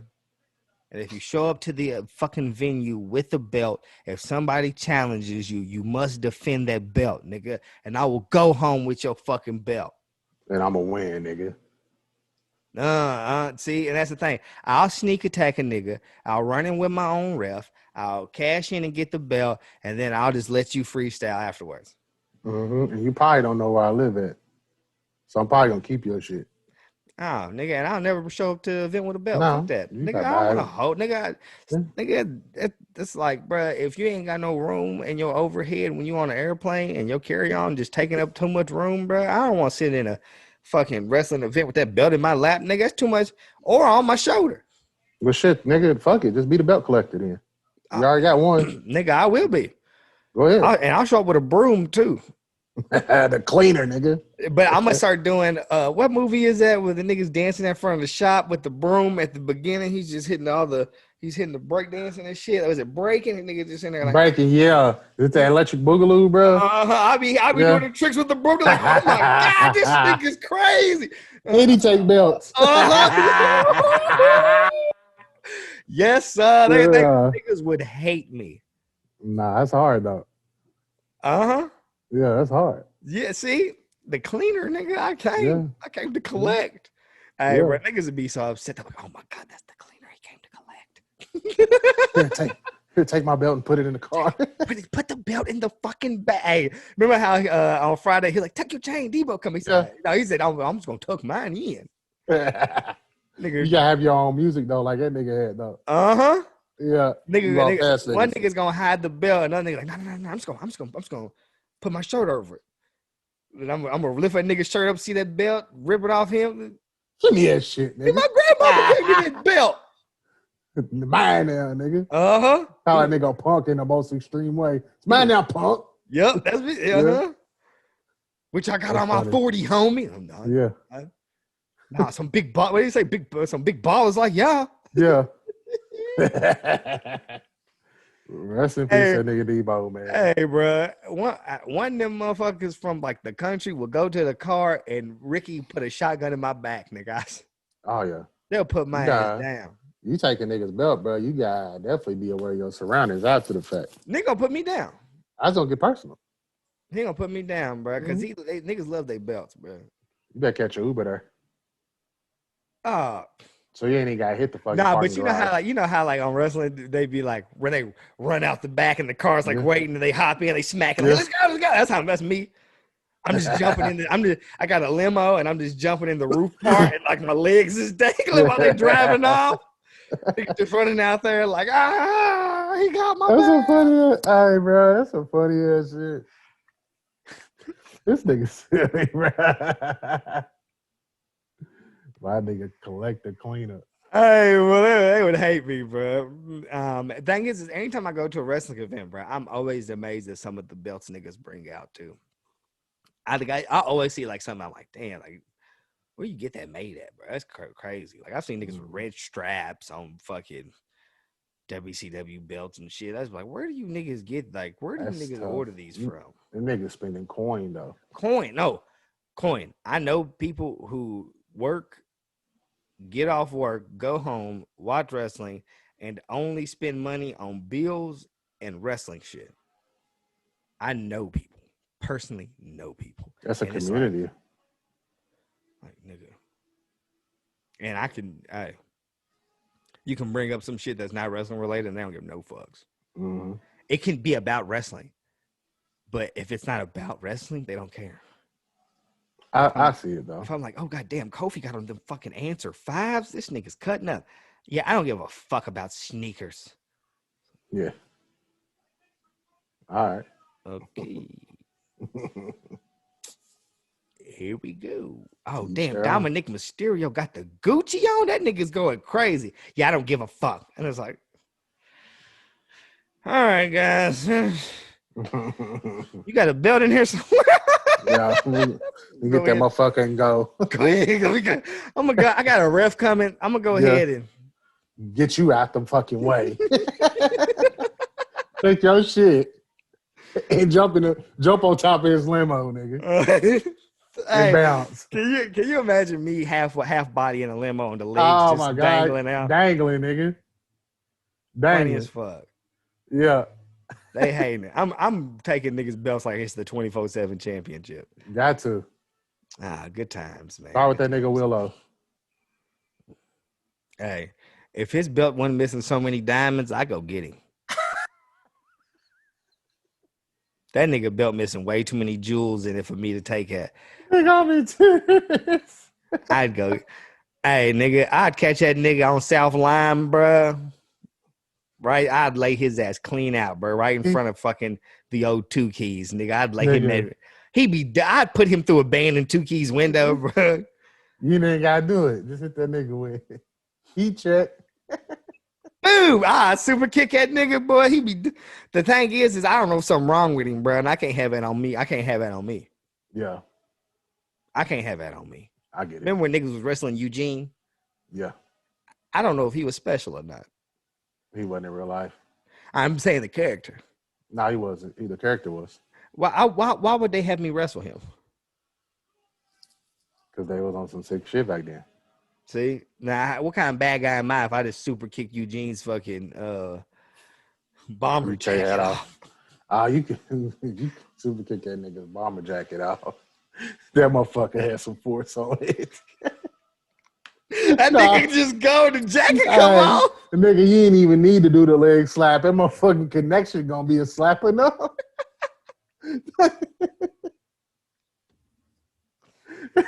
They say never kick a nigga while he's down, bro. That's a lie. You just got yell heat check beforehand. You just got yell heat check. Heat check gloves is off, nigga. I'm stopping the blood on so you get it. Yeah. You yell heat check. You can anything's possible after the heat check. Listen. I just hit them niggas and said, bro, I ain't no kick. Super kick this nigga up in the ankle. This nigga Curry text back in all caps. Heat check. Heat check. Nigga with an exclamation point at the end. Heat check. Hey, bro, nigga still got PTSD off that heat check. That's funny as shit. That nigga have an injury, bro. If a nigga got any kind of injury and you yell heat check, I swear, ball up quick. Like, ho, man. Damn, that was crazy. Yeah. All right. I was supposed to start this seminar at 9, but bro, you into some shit, bro. Yeah. All right, bro. I gotta get the ball rolling, bro. When you get to the point in your life and you go to work and you just be like, you know what? I can't keep coming into this motherfucker. That's when you like I'm like, yeah, I gotta start doing. I gotta be more active in getting shit like accomplished. Yeah. Like I start a lot of shit, but I don't never get to the point of like seeing it all the way through. I am now in the mindset of I gotta see this shit through because there's some niggas at my job that I'll heat check. Well, let's get it rolling, bro. Oh, you ain't gotta tell me, bro, because hey, I've walked into some rooms and a nigga's been like, fuck you doing in here? I'm just like, you got it, bro. Yeah. You got it. Yeah. That's how I be. Yeah, you mean? That's fucked up. I'm cutting that out. Hey. If anybody, hey, there's a nigga from my job, the company I work for, did some inappropriate shit online, pissed somebody off. They found out that he worked for us. They went to our higher ups, told, and they had to let that nigga go. Well, I was gonna say it was 2 pods ago. I ain't gonna say what was discussed, but there was a spot that you cut out. Oh I was yeah, I watching it. Whole first part. Had to go because I'm like, And then after you did it, I'm like, all right, I get it. Once I started realizing that it don't even got to be a nigga that work with you to tell on you, I said, you know what? I never even thought about that. Mm-hmm. That was good. Somebody that has nothing to do with my job can contact my job and tell on me. Yeah, that was a good ass move. What kind of crazy shit is that? Yeah. The good move. Nigga, hey. And the thing is you'll never know who got it out for you either. You never know. You be wrestling your match, bro. Next thing you know, steel chairs. Like, where did this nigga come from? Nigga get Seth Rollins. Yep. You thought it was your dog. Mm-hmm. Damn shame. Yep. Only thing I can hope is they don't get me because I'm hopefully they just don't try to get rid of me because I was. What timestamp is this for edit? 9:14. They gonna figure out my game. Edit that. All right, bro. We're gonna get off here. All right, my G. We got to figure out a more regular schedule. Yeah, because we've been doing like, yeah. We'll get it down. We'll talk about it. I'll get back from vacation Wednesday. We'll talk about it more. We'll figure out a schedule. I got a calendar and shit. I got a lot of shit that I've not put in motion because I've been doing a lot of random shit. So about. Damn, it's Wednesday. It is Wednesday. So you know what that means. I was supposed to go to this fair and watch this wrestling event today. Ah, shit. I forgot.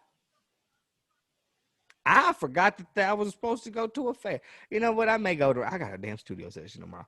We can get off here. I'm just rambling, bro. All right. Well, before we go, we're gonna table this, but SmackDown's coming to Rolling Loud. We're gonna table that for the next pod. We gotta talk about that. Yeah, I totally forgot. I just seen that today too, and then went on my list of things. I totally forgot. We'll talk about it. We didn't even talk about no wrestling. Also, before I go, fuck Edge. Fuck Edge. I ain't got no reason to say it other than fuck Edge. I'm with you. Fuck that old ass nigga. I'm with you, bro. Fuck him. Yeah. All right, I gotta figure out dinner. What you eating for dinner? Shit, all right. Hey, bro. What'd you have? Richie's. Oh, you winning. What time they close? They still open. I think they all close at like 10 or 11. Well, I'm going for it then, bro, because them wedges be smacking. So I'm gonna go get me some wedges and probably like some baked beans or something. I don't know. Cauliflower. They fly cauliflower too. You ever had it? Yeah. No. Yeah, I'll probably give me some wedges and fried cauliflower and call it a night. Thug it out. All right. Until next time. All right, bro. All right. I don't know where the end button is. Oh, there it goes.